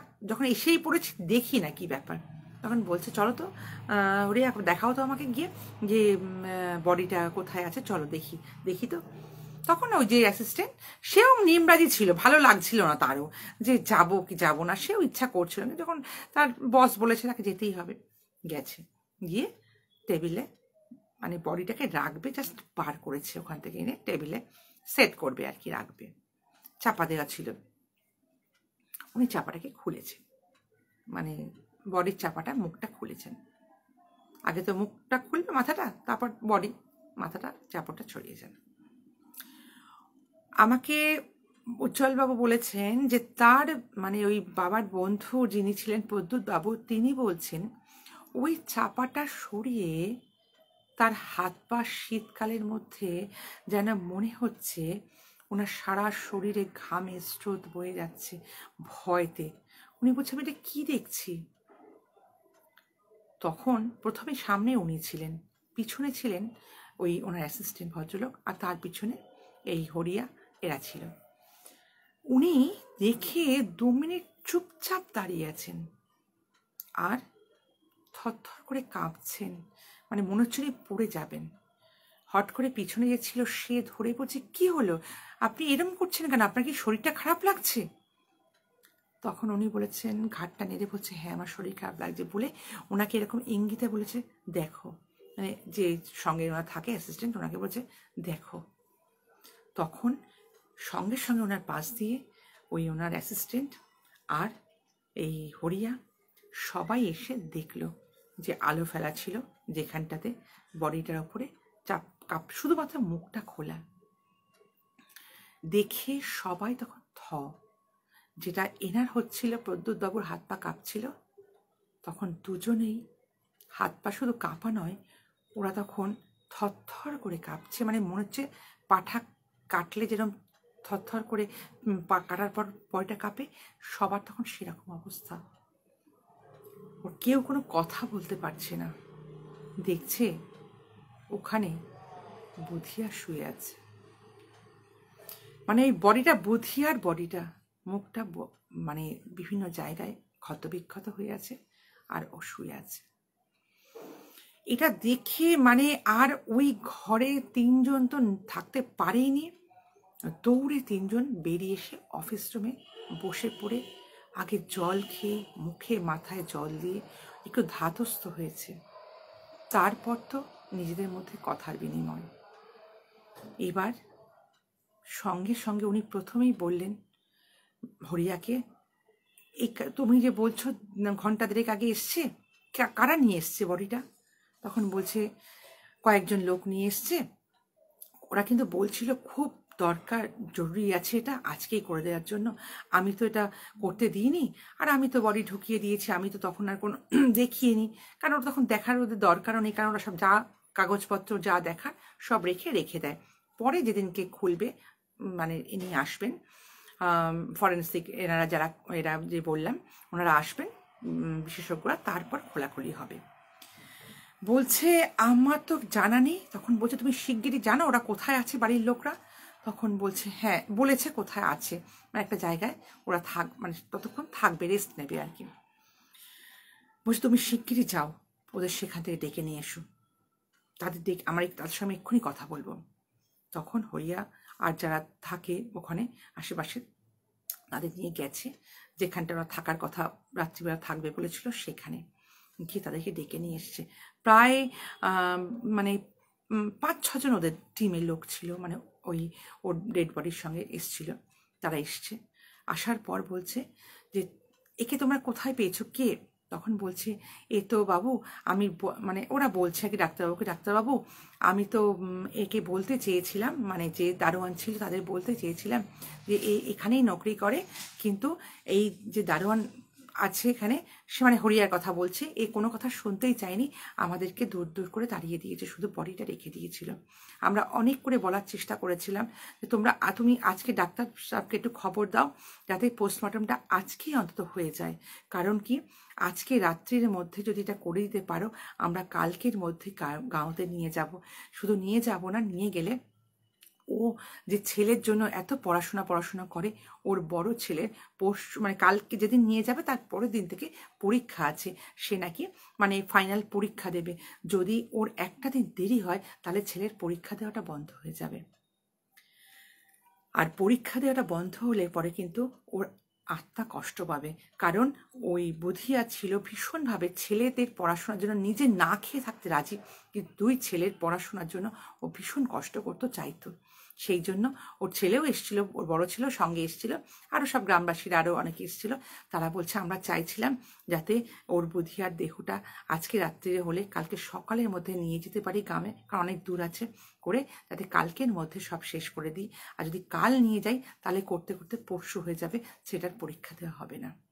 সেই কারণে আমরা খুব বলেছিলাম, কিন্তু আমরা বুঝতে পারি যে এই সমস্ত, আর সব থেকে বড় কথা হলো ওই সমস্ত জায়গায় যারা দারোয়ান বা থাকে, আমাকে উজ্জ্বলাও বলছিলেন, তারা কিন্তু খুব ড্রিঙ্ক করে। কারণ কি, ওই মানে এখানেও মর্গে তো দেখা যায়, কারণ কি ওইখানে থাকতে গেলে সুস্থ মানুষরা মানে থাকতে পারবে না, বিভিন্ন অ্যাটমসফিয়ারটাই এমন, তাদেরকে একটুখানি ড্রিঙ্ক করতেই হয়। আর দারোয়ান ফরান লোক তো এমনিই করে, বিহারি ওখানকার লোকগুলো যারা ছিল থাকতো আর কি। সেই কারণে সে সেই সময় সবেমাত্র রাত্রে খাবার টাবার খেয়ে 8টা-9টার মধ্যে বেশ সুন্দরভাবে একটা ঝিমুনি করে সে শুতে গেছে। তখন সে শোনার চেষ্টাও করেনি বা মুখও দেখেনি। ও যত বাড়ির লোকরা বলছিল যে ও কিন্তু এখানে নকরি করে, ও কিচ্ছু শোনেনি, শোনার চেষ্টাও করেনি, কারণ সে তখন এই জগতেই ছিল না। ন্যাচারালি তার তখন ওসব কিচ্ছু মাথায় থাকেনি। সে ওদেরকে দূর দূর করে তাড়িয়ে দিয়ে বলেছে আজ কিছু হবে না, যাও বলে বডিকে ঢুকিয়ে ও আবার শুয়ে পড়েছিল। তখন ডাক্তারবাবু মানে প্রদ্যুৎবাবু ভীষণ রাগারাগি করেছেন ওনার ওপর, করে বলেছেন তুমি এটা খুব অন্যায় করেছো, তুমি এরকম করেছো বলেই আমার যতদূর মনে হচ্ছে তাহলে বুধিয়া কিন্তু আমার কাছে চলে গেছে, তার আত্মা চলে গেছে আমার কাছে। না হলে আমি কি করে দেখলাম বুধিয়াকে, যে বুধিয়া নিজে আমাকে ডাকলো। বুধিয়া জানতো যে ও না ডাকলে আমি আসবো না, মানে এতটাই ওর বিশ্বাস ছিল আমার প্রতি। এবং ও জানতো যত রাত হোক যাই হোক, যদি মাঝরাত্রেও হতো, বুধিয়া বললে আমি সেই কাজটা করব, মানে আমরা করব। এটা ওর একটা মানে ভীষণভাবে একটা নিজের প্রতি বিশ্বাস ছিল। সেই কারণেই বোধহয় বুধিয়া মৃত্যুর পরও আমাদের ডেকেছে। এবার কথা হলো কি হয়েছিল, ও তো দুপুর সকালে ওখানে ছিল, কি করে ওরকম হলো? তখন জানা গেল যে ও নাকি এই দুপুরবেলা কোনো এক সময় ও নাকি বেরিয়ে গেছিল, সদরে গেছিল কিছু কেনাকাটা করে, পরে নাকি ওর মানে ছেলের পরীক্ষার পরে ও নাকি যাবে, গিয়ে কিছু দিয়ে আসবে, পরীক্ষা শুরু হলে 2 দিন বাদে যাবে, দিয়ে আসবে, তার জন্য কেনাকাটা করতে গেছিল। যখন ও রাস্তা পার হয় তখন নাকি একটা গাড়ি পুরো চাপা দিয়ে চলে যায়। চাপা দিয়ে মানে পুরো চাপা দেয়নি, মানে ধাক্কা মেরে চলে যায়। ও জাস্ট মানে কিছু কেটে যায়, ও কিন্তু পুরো থেতলে ফেতলে যায়নি, কিন্তু ইন্টারনাল হয়তো হ্যামারেজ বা কিছুটা হয়েছিল। ডাক্তারবাবু সেটাই বলেছিলেন।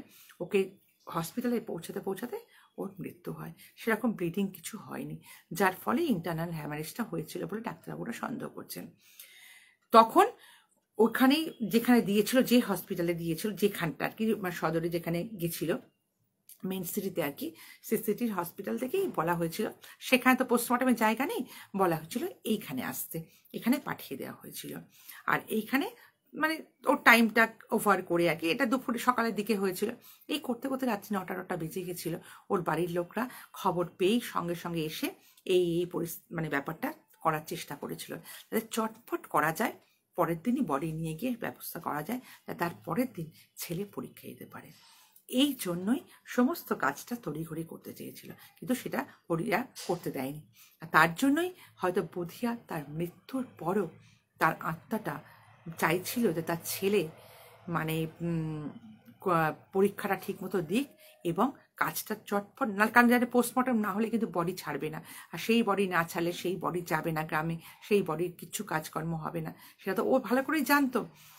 মানে প্রদ্যুৎবাবু, উজ্জ্বলবাবু বলছেন, প্রদ্যুৎবাবু বলেছেন যে জীবনে তিনি এত কিছু কাজ করেছেন এইভাবে, মানে তিনি একটা মানে নাম করা মানে ফরেন্সিক যে প্যাথোলজিস্ট ছিলেন, এই হ্যাঁ প্যাথোলজিস্ট ছিলেন, উনি বলছেন না, মানে উনি কোনোদিন এতটুকু কোনো ভয় পাননি, কিন্তু এই ঘটনার পর উনি উনি বলছিলেন যে আমার মনে হচ্ছিল আমি বোধহয় আর ভবিষ্যতে এই চাকরি করতেই পারবো না।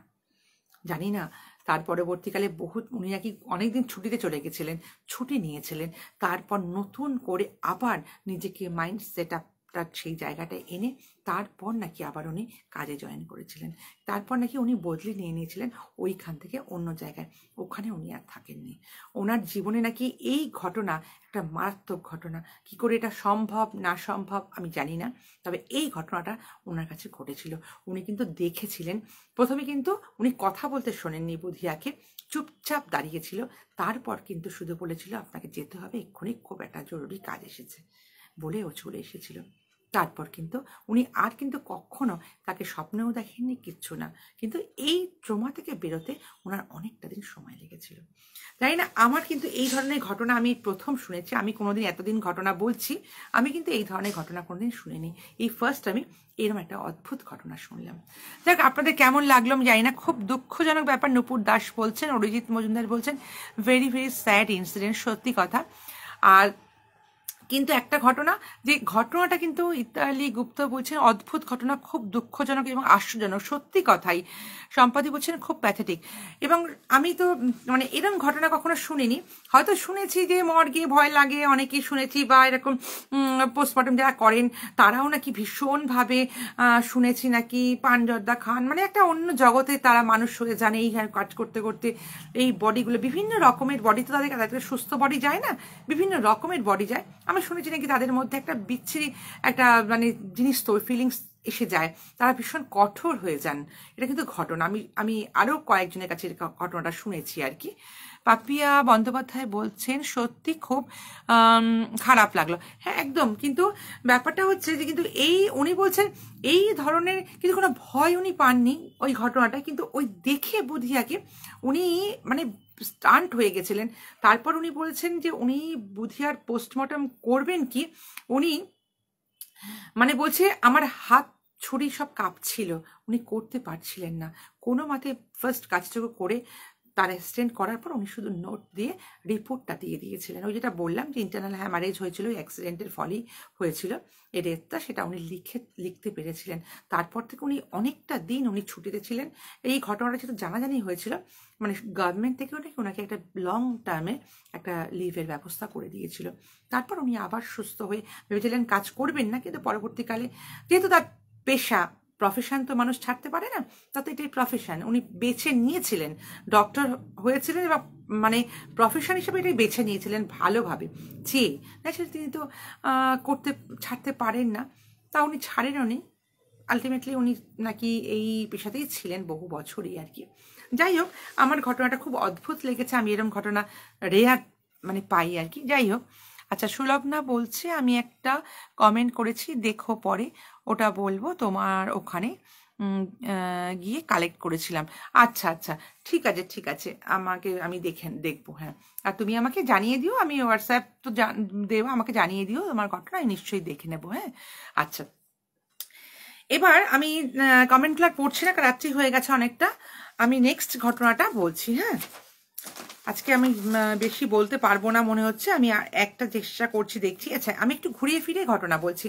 আজকে আরেকটা ঘটনা বলবো, যেগুলো রেখেছিলাম তার মধ্যে আরেকটা ঘটনা আমি বলছি। ঘটনাটা কেন বলছি, এই ঘটনাটা আমার আগের ঘটনা, বেশ অনেকদিন আগের ঘটনা পাঠানো আছে আমার কাছে, একজন বলেছিল, কিন্তু আমি বলতে পারিনি, বলতে পারিনি না, ইচ্ছা করেই আমি বলিনি। কেন বলিনি তার কারণটা আমি বলছি। এটা একটা মুসলিম একটা ফ্যামিলির ঘটনা। হ্যাঁ, আর এই ঘটনাটার, আচ্ছা আমি কিন্তু সবাইকেই বলছি আপনাদের কেমন লাগলো একটু জানিয়ে দেবেন, আমি জানাবো তোমাকে। হ্যাঁ হ্যাঁ, আপনি তোমাকে বলেছেন জানাবেন, অবশ্যই জানাবেন আমাকে, জানাবেন আমাকে, মেসেজ পাঠাবেন, আমি আপনাকে হোয়াটসঅ্যাপ নাম্বার দেবো, আমি বলেছি আপনাকে, নিশ্চয়ই আপনি আমার ঘটনা দেবেন, আমি অবশ্যই বলবো আপনার ঘটনা। আচ্ছা, যেটা বলছিলাম যে এই ঘটনাটা আমি কেন বলিনি, ঘটনাটা কিন্তু পেয়েছি আমি বেশ কিছুদিন হয়ে গেছে, প্রায় আমি পুজোর আগের কথা বলছি, ঘটনাটা আমার কাছে এসেছিল, কিন্তু আমি বলিনি। কেন বলিনি না, ঘটনাটার সূত্রপাত হয়েছে, মানে মুসলিম একটা ফেস্টিভ্যাল আছে শবে বরাত, নিশ্চয়ই আপনারা সবাই জানেন, জাস্ট এই বোধহয় 2 দিন হলো হয়ে গেছে শবে বরাতটা। ভালো লাগলো তুমি কমেন্ট পড়নি, মধুমিতা কি বলছেন, ভালো লাগলো তুমি কমেন্ট পড়োনি। হ্যাঁ আমি দিদি আগের কমেন্টগুলো পড়তে পারিনি, আজকে আমি না অনেক দেরি 10 মিনিট দেরিতে এসেছিলাম, যার ফলে না একটু তাড়াতাড়ি করছি, নাহলে কিন্তু এদিকে দেরি হয়ে যাবে। অলরেডি 10:30 বাজে, আমি ঘড়িও দেখছি, যার জন্য সেই জন্য আমি কমেন্টগুলো পড়তে পারিনি। হ্যাঁ আমি সবার কমেন্ট পড়ে নেবো, ঠিক আছে। আচ্ছা যেটা বলছিলাম, আপনাদের আমি সব আমি পরে দেখে নেবো। হ্যাঁ আচ্ছা, কারোর যদি কোনো প্রশ্ন থাকে আমি অ্যান্সার অবশ্যই দিয়ে দেবো, আবার যে সংক্রান্ত প্রশ্ন থাকবে আমি অ্যান্সার দিয়ে দেবো, ঠিক আছে। আচ্ছা যেটা বলছিলাম, এই মানে ইনসিডেন্টটা না হয়েছিল সূত্রপাত শবে বরাতের রাতে। আর শবে বরাত জাস্ট গেছে, হয়তো মনে হচ্ছে সানডে নাইট। আজ তো শবে বরাত না, না আজকে শবে বরাত না, শবে বরাত জাস্ট গেছে, শ্রমিক সরকার বলছেন আজকে না, এটা গেছে মোস্ট প্রবাবলি বোধহয়। এই আমি বলছি কি হয় অনুষ্ঠানটা, আমি তো যেটুকু জেনেছি, আমি হয়তো ডিটেলসে জানি না, যেটুকু জেনেছি আমি, এটা মনে হয় সানডে নাইটে হয়ে গেছে অলরেডি। আজকে হচ্ছে রবি সোম মঙ্গলবার, তো আজকে রবিবার বোধহয় রাতে হয়েছে, আর উৎসবটা বোধহয় গতকাল পালিত হয়েছে, মানে সোমবার শবে বরাত ছিল, আমি যদি ভুল না করি। ক্যালেন্ডার বা দেখবেন, কারণ আমি জানি অনেকের কাছেই, কালকে আমার অফিসেও কয়েকজন আছেন, তাদেরও অনুষ্ঠানটা হয়েছে। আচ্ছা যাই হোক, এটা কালকে ছিল, আজকে না। এই গতকাল মানে পরশু যেহেতু ছিল শবে বরাতটা, আমি ভেবেইছিলাম এবার এই ঘটনাটা আমি শবে বরাতের পর বলবো, যার জন্য আমি ঘটনাটা বলিনি। যে আমাকে পাঠিয়েছেন তিনি বুঝতে পারছেন যে কেন আমি বলিনি, ঠিক আছে, একটু দেরি হয়েছিল, কিন্তু আমি আজকে বললাম, ওই জন্য লাইভটা আমার আজকে ছিল বলে আমি ইচ্ছা করে বলিনি। আচ্ছা এই শবে বরাতের দিনে যেখানকার ঘটনা, সেটা একটা মুসলিম ফ্যামিলি, আমাকে যিনি বলেছেন তার বান্ধবীর ঘটনা। তার বান্ধবী মুসলিম, যিনি বলেছেন তিনি কিন্তু মুসলিম না, তার বান্ধবী মুসলিম, আর থাকে হচ্ছে একটা ভীষণ মানে কলকাতারই কিন্তু একটা মুসলিম অধ্যুষিত অঞ্চলে। ঠিক জায়গাটার নাম এইভাবে বলতে আমাকে বারণ করা হয়েছে, ঠিক আছে, আমি জায়গাটার নাম বলছি না। জায়গাটা কিন্তু মানে হয়তো 70-30 লোক, 70%ই হয়তো মুসলিম থাকে, 30% অন্যান্য রিজিয়ন মানে হিন্দু বা অন্যান্য থাকে, কিন্তু সেই রকম একটা জায়গায় এই ঘটনাটা ঘটেছে, ঠিক আছে। এই শবে বরাতের দিন কিছু, এটা বেশ কিছু বছর আগে, খুব পুরনো কিন্তু নয় ঘটনাটা, মানে খুব পুরনো একদমই নয়, যিনি আমাকে বলেছেন তার দিদির দুটো আমার মানে যিনি বলেছেন ঘটনা, তার বান্ধবী মানে দিদির ঘটনা। তার দুটো মেয়ে, বড় মেয়ের বয়স হলো সে 12-এ পড়তো তখন, সেই সময়টা কিছু বছর আগে কথা বলছি, এখন সে একটু বড় হয়ে, বেশ বড়ই সে এখন, সে 12-এ পড়তো। সে হয়তো এখন আরো বড়, এখন গ্র্যাজুয়েশন কমপ্লিট করেছে, কি হয়তো বিয়ে হয়েছে এরকম একটা জায়গায়, তখন সে 12-এ পড়তো, 11-এ পড়তো, মানে মাধ্যমিক জাস্ট পাশ করেছে। আর ছোট মেয়েটি তখন বয়স ছিল 5-এ পড়তো, এরকম মানে 5 বা 6-এ পড়তো। যে সময় ঘটনা বলছি তার 1 বছর আগের কথা বলছি। বাচ্চা মেয়েটি ছাদে কয়েকজনের সঙ্গে খেলতে উঠেছিল, ছাদে যেরকম হয় বাচ্চাদের। তা ওদের বাড়ি না ছাদটা ন্যাড়া ছাদ হয় না, মানে মানে ওয়াল দেওয়া নেই, গার্ড যে ওয়ালটা থাকে রেলিং, সেটা দেওয়া ছিল না, ছাদটা খোলা ছাদ ছিল। আর একতলা বাড়ির ওপর, মানে প্রায় দোতলা, কিন্তু ফুল না, মানে 1.5 তলা মতো সমান হবে হয়তো, সেই রকম উঁচুতে বাড়ির ছাদে একটা ঘর ছিল। সেই ঘরটার ওপর উঠে একদিন বাচ্চারা খেলছিল, শুধু একা না, আর 2-3টে বাচ্চার সঙ্গে খেলছিল, যেটা হয় বাচ্চাদের মা বা বাড়ির লোকেদের একটু অমনোযোগিতার ফলে এগুলো দুর্ঘটনা অনেক সময় ঘটে, আমরা জানি। ওই বাচ্চাটা না পড়ে যায় ছাদ থেকে, পড়ে গিয়ে মাটিতে পড়ে, আর মাটিতে মানে একদম একতলায় পড়ে যায়। একতলায় পড়ে, যেহেতু ছোট বাচ্চা, দোতলা থেকে একটু কম কিন্তু 1.5 তলার থেকে বেশি এরকম একটা হাইট থেকে পড়েছে। একটা ছোট মানে মানে ছোট একটা বাচ্চার জন্য কিন্তু ওই প্রায় 2 তলার সমান উঁচু ছাদ থেকে পড়াটা কিন্তু খুব একটা সহজ ব্যাপার নয়। ও তো সঙ্গে সঙ্গে অজ্ঞান টজ্ঞান হয়ে গেছিল, মানে খুবই অসুস্থ, মুখ দিয়ে ব্লিডিং ফ্লিডিং অনেক কিছু হয়েছিল। সবাই ভেবেছিল তো ভালো হয়ে যাবে, নাক মুখ দিয়ে এত ব্লিড করেছিল, তাকে সঙ্গে সঙ্গে হসপিটালে দেয়। কলকাতার অসুবিধা কিছু হয়নি, হসপিটালের সঙ্গে সঙ্গে নিয়ে যায়। কিন্তু দিন অনেককে হাড়টা ভেঙে গেছিল, বাচ্চা যা হয় আর কি, সব বাচ্চা ছোটদের হাড় তো। দিন 2-3 থাকার পর বাচ্চাটি এক্সপায়ার করে। মানে ওই বড় মেয়েটার নাম আমি ধরে নিলাম লিলি, ঠিক আছে, লিলির বোন এক্সপায়ার করে। যা হয়, মা আর এই দিদি মানে ওর ছোট বোন সব সময় বোনটাকে তো আগলে রাখতো, ওই মানে ও 11-এ পড়ে, আর ছোট বোন ওর থেকে অনেকটাই ছোট, সবসময় ওকে আগলে রাখতো। মা বাবা আরও 4 জনের সংসার ছিল। মারা যাওয়ার পরে কি হতে পারে তো বলার কিছু নেই, ভীষণই প্যাথেটিক ঘটনা। মা তো পুরো মানে একদম পাগলের মতো হয়ে গেছিলো। ইভেন মানে দিদিটা মানে এই লিলির কথাও বলছি, সেও এরকম। কিন্তু ও না মন থেকে খুব শক্ত ছিল। কেন শক্ত ছিল? ও জানতো যে ওই মুহূর্তে কিন্তু ওই বাড়ির বড় সব থেকে, বাবা মাকে দেখার মতো কিন্তু আর দ্বিতীয় ব্যক্তি নেই, মানে যে সামলাবে। ও যদি এরকম হাউমাউ করে কাঁদে চেঁচায় তাহলে কিন্তু খুব মারাত্মক একটা ব্যাপার হয়ে যাবে। মা বাবা যখনই ওরকম কান্না কাটিয়ে মানে বিচ্ছিরি একটা অবস্থা হতো, তখন কিন্তু ও বাবা মাকে সামলাতো। ও কিন্তু কোনো দুঃখ কষ্টটাকে চেপে রাখতো, খুব রিজার্ভ ছিল মেয়েটা, ভীষণ রিজার্ভ ছিল বড় মেয়েটা। যাই হোক, তারপর তো এটা হয়ে গেছে। এবারে প্রায় 1টা বছর কেটে গেছে এই ঘটনাটা। 1টা বছর কেটে যাওয়ার পরে যখন মানে প্রায় তখনও 1 বছর পুরো কেটে গেছে বলবো না, কাটবো করছে সেরকম সময়, তার মধ্যেই এই শবে বরাত অনুষ্ঠানটা পড়েছে।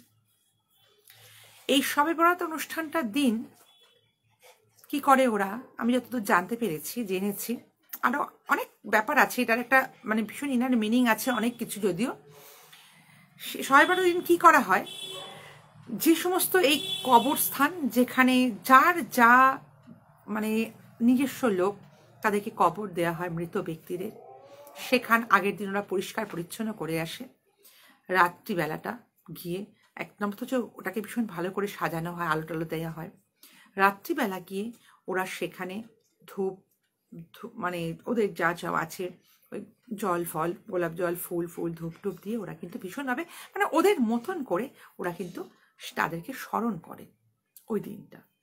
মানে আমার অনেকটা মনে হয়েছিল আমরা যেমন তর্পণ ফর্পণের সময় আমাদের যেমন হয় না, একটা পূর্বপুরুষদেরকে তো স্মরণ করা হয় বা মৃত ব্যক্তিদের প্রতি, আমার মনে হয়, জানি না হয়তো তার ঠিক কিনা, আমি জাস্ট আমার মানে ধারণাটা বললাম, হয়তো এরকমভাবে ওরা একটা ওখানটা গিয়ে ভীষণ মানে এই একটা স্মরণ ডেকে তারা মানে স্মরণ করে তাদেরকে। আর আমি শুনেছি নাকি ওই দিনটাতে রাত্রিবেলা ওরা নাকি বাজি টাজিও পোড়ায়। আমি আবার আরেকজন আমাকে জানালেন যে এই শবে বরাতের অর্থও নাকি মানে ওরা কেন ওই দিনটাকে আলো দেয়, বাতি দেয়, উৎসব মতো পালন করে, মানে ওই মানে যার যার জায়গায় সমাধি জায়গাটায় ওরা বাতি দিয়ে আসে, আলো জ্বালায়। মানে ওরা ওদের বক্তব্য হচ্ছে আমাদের যে ভাগ্য মানে আমাদের যে নসিব যা আছে, ভবিষ্যতে কাল কি হবে আমরা জানি না, আজকের দিনটায় আমি আলো জ্বালাচ্ছি, ওই শুভ দিনে আল্লাহর কাছে, ঈশ্বরের মানে ওদের ঈশ্বর, ওদের আমাদের ঈশ্বরের আল্লাহর কাছে আমরা ওই আলো দিয়ে বাতি দিয়ে জানাচ্ছি আগামী দিন যেন আমাদের ভাগ্য এরকম আলোকিত হয়, আমাদের ভাগ্যে যেন কোনো অন্ধকার না আসে। তার জন্য নাকি এই শবে বরাত দিনটাকে ওরা পালন করে এবং তার সঙ্গে এই ওদের এই মৃত ব্যক্তিদের আলো দিয়ে তাদের প্রতিও উৎসর্গ করে একটা শ্রদ্ধা জানিয়ে আসে।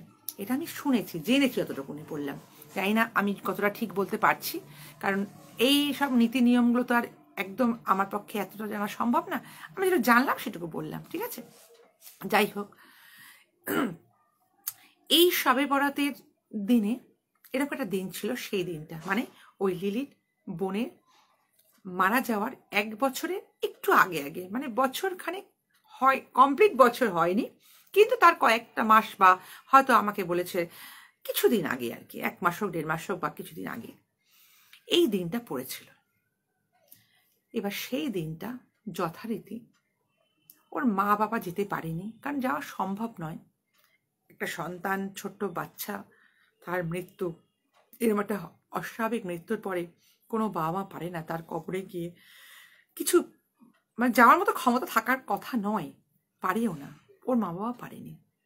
কিন্তু লিলি কি করেছিল, ওই দিন সবাই যেমন যায় ও সেইখানে ওর বোনের যেখানে সমাধিস্থল সেখানে গিয়ে যা যা রিচুয়ালস ওদের আছে সেই মতো করেছিল। ধূপ ফুল টুল দিয়ে যা কিছু করে নিজের বোনকে অন্তর থেকে ডেকে ভালোবাসা জানিয়ে চোখের জল ফেলে তার ভীষণভাবে ওখানে গিয়ে ডেকে এসছে। এবার ঘটনাটা হলো, ও বলছে যখন ও ওইখানটায় এরকম করছে, মানে এই সমস্ত দিয়ে, মানে রাত্রে আরও ওখানে ওই সময় অনেক লোকই যান, এই নয় যে ও কিন্তু একা গেছে, মানে ওই কবরস্থানে হয়তো ওর জায়গাটা তো একা, কিন্তু আশেপাশে অনেকেই তো অনেকে তার নিজের লোকের জন্য যান, লোকজন থাকে, ছিল। আর এটা তো গ্রামগঞ্জ নয়, লোক ছিল। বলছে ও যখন এসব দিয়ে আসেনি, তখন আছে ওখানে, আসবে মানে উঠবে উঠবে করছে, ও অনুভব করছে ওর পাশে একটা খুব সুন্দর মিষ্টি গন্ধ না চারিদিকে কেন একটা ঘুরপাক খাচ্ছে, মানে হাওয়া মধ্যে মনে হচ্ছে যেন ও মনে হচ্ছে যেন একটা মিষ্টি গন্ধ মানে একটা পাচ্ছে, ও পাচ্ছে, মানে অনুভব করতে পারছে। আর সুন্দর একটা লাগছে ওর, যেন ভীষণ মনটা ভালো লাগছে। ও আরো খানিকক্ষণ ওখানে বসেছে ওই সন্ধেবেলা। এবার ও ভাবছে যে ঠিক আছে, এটা বোধ হয় ও তো ধূপ চালিয়েছে, আতর দিয়েছে, গোলাপ জল নিয়ে গেছে, ফুল দিয়েছে, আশেপাশে সবাই দিচ্ছে, তারই গন্ধ বোধ হয় ছিটে মানে আসছে চারিদিক, গন্ধে ওর লাগছে। ও সেই জন্য আর কিছু মানে ভাবেনি, ও ঠিক আছে। ও খানিকটা বসে, আর বোনের জন্য ওর একটা ফিলিংস তো সত্যি তখন অন্যরকম। ও ভীষণভাবে এক মনে বোনকে মানে চিন্তা করেছে, করে তাকে ভালোবেসে, তারকে প্রতি আর ভালোবাসা দিয়ে কান্নাকাটি, চোখের জল ফেলে আবার জল টল সব মুছে, বাবা মাকে বুঝতে দেওয়া যাবে না, শক্ত ও বাড়ি ফিরে এসছে। এসে ও দেখছে যে ওর যেন এটা কেমন লাগছে। ও যখন বাড়ি চলে এসছে, আসার পরও ও দেখছে ও যেন সেই গন্ধ ওর নাকে যাচ্ছে, কিন্তু ও তাও না কিছু ভাবছে না। ও ভাবছে এটা কিন্তু হয় আমাদের একটা ভীষণ একটা উগ্র গন্ধ বা কোনো একটা গন্ধ যদি অনেকক্ষণ আমরা থাকি, বা কোনো একটা ডেড বডি বাড়িতে এলে না, এটা একটা যেন মনে হয় সেই গন্ধটা নাকে যাচ্ছে। এটা কিন্তু অনেক সময় হয়, আমাদেরও এটা হয়, আমার নিজেরও এটা হয়েছিল। আমার দাদু যখন মারা গেছিলেন তখন সেখানে আমি যখন অনেক ছোট ছিলাম, সেই গন্ধটা আমার যেন আজও মনে হয় যে ওই একটা নির্দিষ্ট ধূপকাঠির গন্ধ যেন মনে হয় জ্বললে, আমি সেই ধূপকাঠির জীবনে কোনো ইউজ করি না, আমার মানে আমার নাকে যেন একটা ধূপকাঠিটার গন্ধ, ওই ধূপকাঠিগুলো কোথাও জ্বললে মনে হয় ওই যেন শ্মশানের গন্ধটা আমার মনে হয়। আমি তখন ছোট ছিলাম, আমি কিন্তু গিয়েছিলাম, দেখেছিলাম দাদুর ক্ষেত্রে। ন্যাচারালি এরকম হয়, আমার আজও হয়। উফ, কি হচ্ছে কি বমি? আচ্ছা যাই হোক, একটু মমিকে তো দেখ না। আচ্ছা, এরকম হতে হতে ও দেখছি তখন ওর এরকম ডিস্টার্ব, মানে এরকম ওর কি ডিস্টার্ব ফিল করছে বলবো না, ওকে না সবসময় একটা গন্ধ গন্ধ পাচ্ছে, তাকে মিষ্টি গন্ধ যেহেতু, ও ভাবছে ঠিক আছে, ওখান থেকে এসছি, আমি যেটা বললাম যে ওই নাকে ওই গন্ধটাই লাগছে, ওর কোথায় নাকে ওই গন্ধটাই ঘুরছে। ও সেদিনকে রাত্রিবেলা কিছু ভাবেনি। রাত্রিবেলা ও না শুয়েছে, ও যখন যেখানে শোয়, ওর মা শোয়, বাবা অন্য ঘরটায় শোয়, মানে ছোট বোন চলে যাওয়ার পর থেকে ও মার সঙ্গে ওই শুয়, নাহলে আগে ওরা দুই বোন শুতো, আর ওর বোন ওকে সবসময় জড়িয়ে ধরে শুতো। ও দেখছে ঘুমের ঘরে কিন্তু ও অনুভব করছে ওর এরকম জায়গায়, মানে পাশ ফিরে শুয়েছে তো, ওকে জড়িয়ে ধরে যেমন ওর বোন শুতো, ও ঠিক এরকম জায়গায় অনুভব করছে কেউ একটা ঠান্ডা হাত ওর এখানটা জড়িয়ে ধরেছে। ও না তখন পুরো কেঁপে উঠেছে, উঠে বলছে কি হলো, মানে আমার গায়ে ঠান্ডা হাত কে জড়িয়ে ধরলো। ও না চট করে ঘুম ভেঙে উঠে বসেছে, বুঝেছে মা পাশে আছে, মা তো ঘুমোচ্ছে পাশ ফিরে, মা তো ধরেনি, তাহলে আমাকে জড়িয়ে ধরলো কে, ঠান্ডা একটা হাত, ঠিক যেমন করে আমার বোন শুতো। ও না এটা কিন্তু তখন একটু ভয় ভয় লেগেছে। ও সন্ধ্যে থেকে কিন্তু ওই ঘটনাটা ঘটেনি, ওর কিছু কিন্তু মনে হয়নি, গন্ধটা রাত্রেও পেয়েছে ও, কিন্তু ও কিছু অনুভব করেনি, কোনো ডিস্টার্ব ফিল করেনি, কিন্তু রাত্রে ওই ওই জিনিসটা হয়তো না খুব ভয় পেয়ে গেছে। ও না খানিকটা বসে থেকেছে, চুপচাপ বসে আছে, ও আর শুচ্ছে না। খানিক বাদে ওর মা উঠেছে, উঠে বলছে কি রে তুই বসে আছিস, মানে ঘরটা অন্ধকার, আলো জ্বালায়নি, কিন্তু ওর মা দেখতে পাচ্ছে, বোঝা যায় এমন ঘরের মধ্যে, কি তুই উঠে বসে আছিস কেন? তখন ও বলছে না কিছু না, ঘুম আসছে না আমার। ওর মাও ভাবছে স্বাভাবিক ব্যাপার, আজকের দিনে একটু আগেও সন্ধ্যাবেলা গেছিল, বোনের জন্য হতেই পারে, এই দুঃখটা তো আর কোনো বলার নয়। ওর মা চুপচাপ আর কিচ্ছু বলেনি, ও শুয়ে পড়, মনে করিস না কিছু, সবসময় ভাবলে তো কষ্ট হবে, শুয়ে পড় মা, শুয়ে পড় বলে মেয়েকে শুয়ে দিয়েছে। ও শুয়ে পড়েছে, ও ঘুমিয়েও পড়েছে। রাতে আর কোনো কিছু ডিস্টার্ব হয়নি। ও উঠে পড়ে মানে সকালবেলা উঠেছে, উঠে কিন্তু মাকে একবারের জন্য এসব ঘটনা বলেনি। তারপরে এরকম গেছে, একদিন দুদিন বাদে ও মাঝে মাঝেই দেখছে, ও যখন হাঁটাচলা করছে ওর যেন মনে হচ্ছে ওর পাশে কেউ ঘুরছে, পায়ের শব্দও মনে হচ্ছে যেন একটা শব্দ আসছে। ও একা থাকলেই ঘটনাটা কিন্তু ঘটছে, কেউ থাকলেই হচ্ছে না। ও পিছন ফিরে দেখছে, না কেউ তো নেই, পরিষ্কার। ও ভাবছে কি আমার পুরো মনের ভুল, ওই সেই রাত্রিবেলা থেকে আমার এটা কি সমস্যা হয়েছে। ও কিন্তু এখনো এতটাই যে সাহসী, মানে বয়স তুলনায় এত সাহসী ছিল সেই সময়, ও কিন্তু মা বাবাকে কাউকে ব্যাপারটা বলেনি, যাতে ওরা কিছু ভাববে ভয় পাবে, কিচ্ছু বলেনি। এরকম আরেকদিন ও বলছে সন্ধেবেলায় ও পড়তে বসেছে, পড়ে হঠাৎ ও গেছে একটু, মানে ওয়াশরুম গেছে, আসবে, হঠাৎ দেখছে ওর বই বই যেটা অনেক খাতা বই যেগুলো আর কি ও পড়ছিল, বললো না সব উল্টো পাল্টা লন্ড ভন্ড করা, মানে এই মানে এটা ওটা সেটা বন্ধ করে দেওয়া, যেটা খুলে রেখেছিল সেটা বন্ধ করা, খাতাটা অন্যদিকে, মানে একটু অগোছালো করা। ও তখন ভাবছে কে মা এসছিল, মাকে বললো মা তুমি এসছিলে ঘরে? মা বললো না তো আমি যাইনি। বলে কেন? বলছে না এমনি জিজ্ঞেস করলাম, তাও মাকে কিছু বলেনি। আর ও এটাও মনে ভাবছে যদি মা এসেও থাকবে, মা তো বাচ্চা না যে মা উল্টো পাল্টা করে দেবে, যেটা খোলা ছিল পাতাটা বইটা উল্টো করে, মানে উল্টো পাল্টা পাতা করে দেওয়া, একটা খাতা এখান থেকে ওখান করা, মানে একটু অগোছালো করে দেওয়া, সেটা মা তো করবে না মা এলেও। তা মাকে আর কিচ্ছু বলেনি।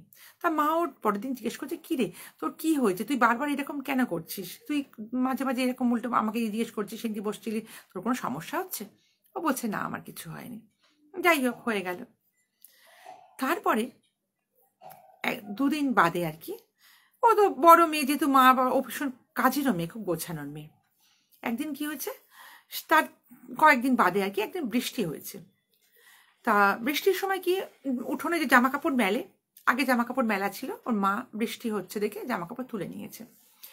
তারপরে ওর যখন আবার রোদটা উঠে গেছে, মা বলেছে যা একটু জামা কাপড়গুলো মেলে দিয়ে আয়, মানে উঠোনে আর কি জামা কাপড়গুলো ছড়িয়ে দিয়ে আয় দড়ির মধ্যে। উঠোনেও গেছে, উঠোনের মধ্যে তখন জল কাদা যা হয় আর কি, কাদা কাদা উঠোনটা হয়ে আছে, একটু জল একটু কাদা হয় না ওরকম হয়ে আছে। ও তখন যখন কাপড়গুলো মেলছে জামা কাপড়, হঠাৎ দেখছে ওর জামা ধরে কেউ না টানছে, মানে ওর জামাটা ধরে নিচটা থেকে কেউ টানছে, নিচটা থেকে এরকম করে টানছে। তখনও একটু চমকে গেছে, যে কেড়ে কেড়ে করেছে, দেখছে পিছনে কেউ নেই। ও তখন দুপা পিছিয়ে গেছে, পিছিয়ে গিয়ে দেখছে ওই যে কাদা কাদা জায়গাটার মধ্যে ছোট্ট ছোট্ট পায়ের ছাপ। ও তখন এইবার, মানে এতদিন যা হয়েছে ও কিচ্ছু ভাবেনি, এইবার ও খুব টেন্সড হয়ে গেছে এই ঘটনাটা দেখে। ও বলছে কি হলো ব্যাপারটা, আমার আশেপাশে কেউ নেই উঠোনে, আমি একা, আমি জামা কাপড় মেলছি, মা বলেছে, আমার জামাটাকে টানলো পর্যন্ত, আর মানে সেকেন্ডের মধ্যে পাশ ফিরে দেখছে কেউ নেই, আর পায়ের ছাপ, দু চারটে পায়ের ছাপ রয়েছে বাচ্চাদের। যদি কেউ থাকবেও সে কি দৌড়ে চোখে নিমিশে চলে যাবে? ও তো সামনে, আর যেখানে যাবে সেটা সামনে। ও বলছে যেখানে যায় যদি পিছনেও পালিয়ে যায়, মানে আমাকে টানা মাত্রই আমি কেড়ে বলে পিছন ফিরেছি, ফেরা মাত্রই যে কেউ নেই, আর পায়ের ছাপগুলো ছড়ানো ছিটানো রয়েছে।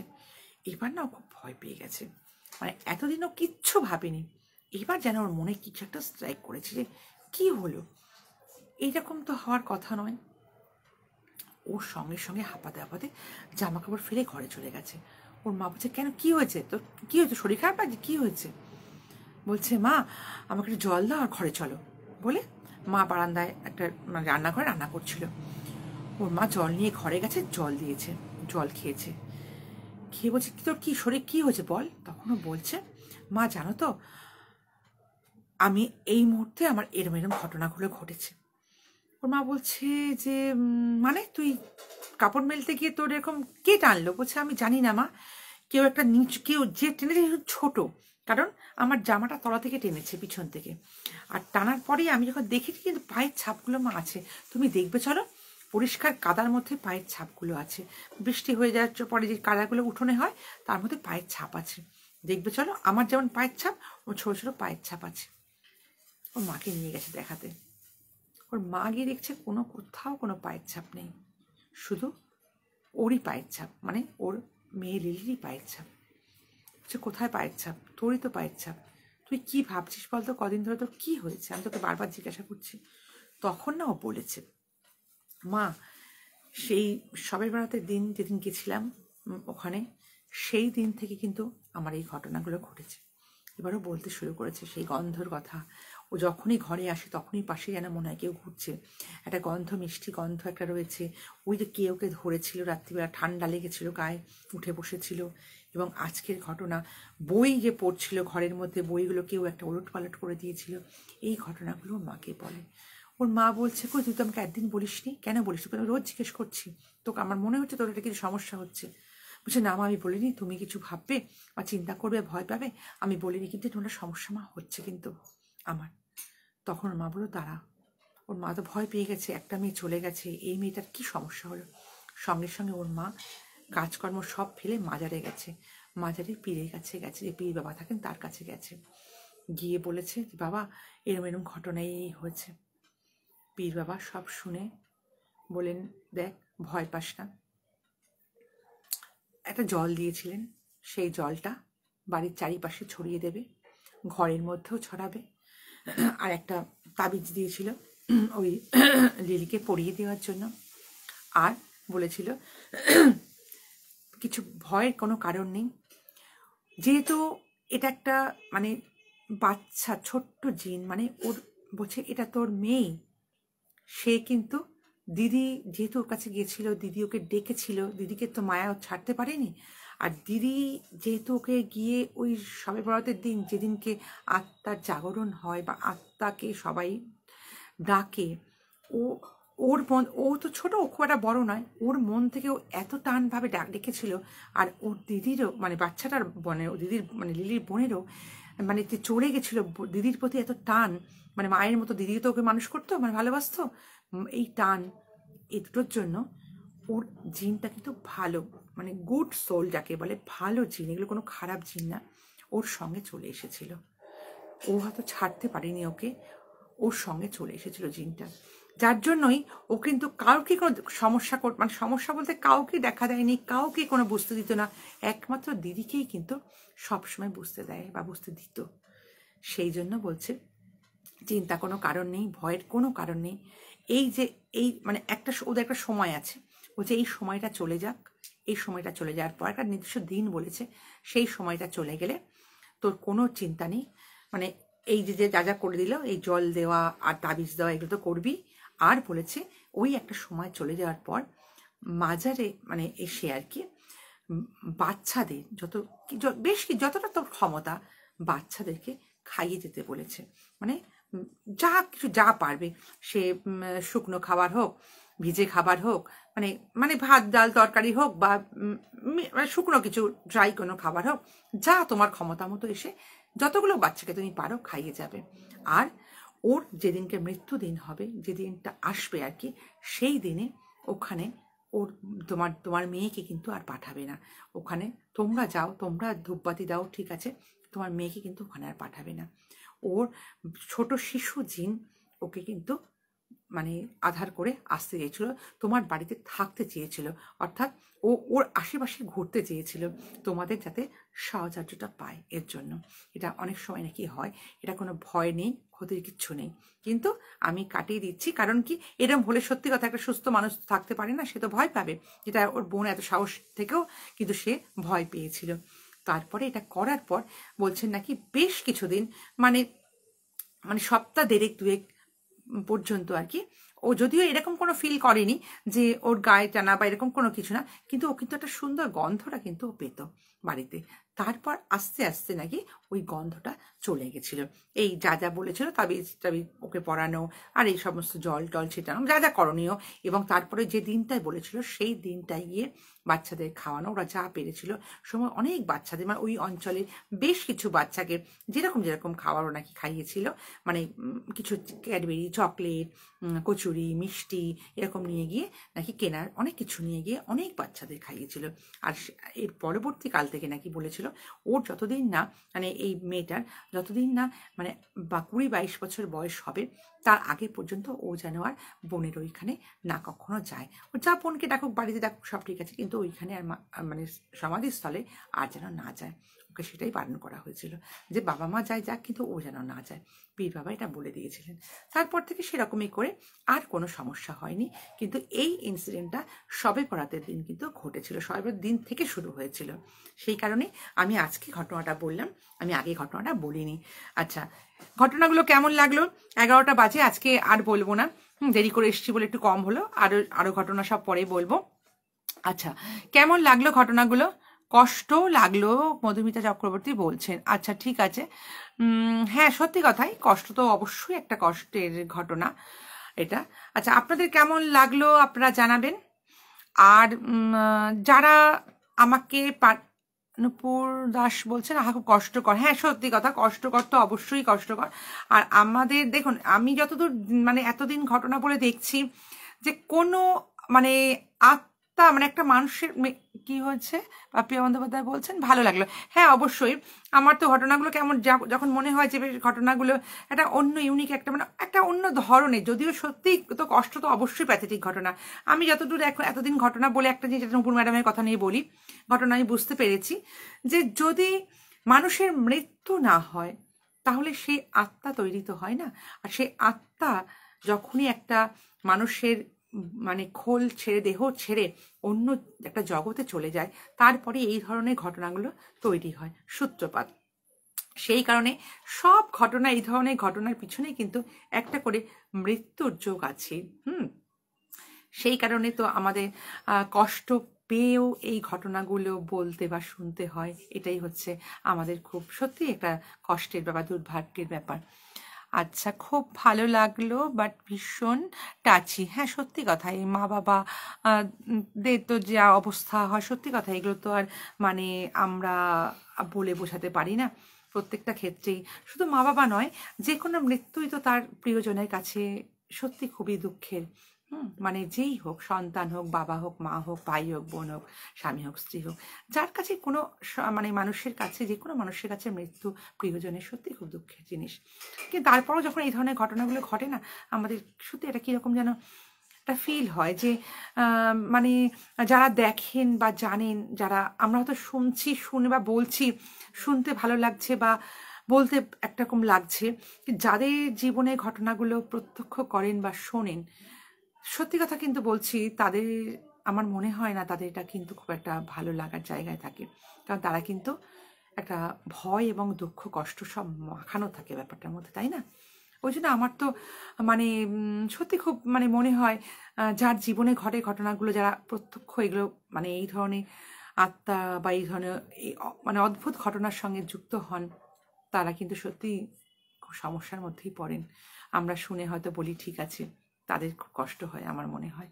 যাই হোক, আজকে তো আর এই অবধি আমি বলবো, আর তো বলছি না, নেক্সট দিন বলবো। আর যারা আমাকে ঘটনা পাঠাচ্ছেন তারা পাঠাবেন, যারা পাঠাবো ভেবেছেন তারাও পাঠাবেন। আর যারা আমার কাছ থেকে বলেছেন হোয়াটসঅ্যাপ নাম্বার চাইছেন আমার, তারাও আমাকে মেসেঞ্জারে মেসেজ করবেন, আমি সঙ্গে সঙ্গে আমার হোয়াটসঅ্যাপ নাম্বার দিয়ে দেবো। আপনারা যেভাবেই হোক আমার সঙ্গে যেমন পাঠান, আপনারা তো জানেনই, অনেকেই পাঠান, সিস্টেম জানেন, সেইভাবে পাঠাবেন। নিশ্চয়ই আমি সবার ঘটনা বলার চেষ্টা করব, যতটা আমি বুঝতে পারি ততটাই। আচ্ছা, আপনাদের ভালো লাগলে আমি জানবো আমার বলাটা সার্থক হয়। সম্পাদি বলছেন গুড নাইট ডিয়ার। একদম আজকের মতো এখানেই তাহলে শেষ করছি, আগামী দিনে আবার দেখা হবে। সবাই ভালো থাকবেন, সুস্থ থাকবেন।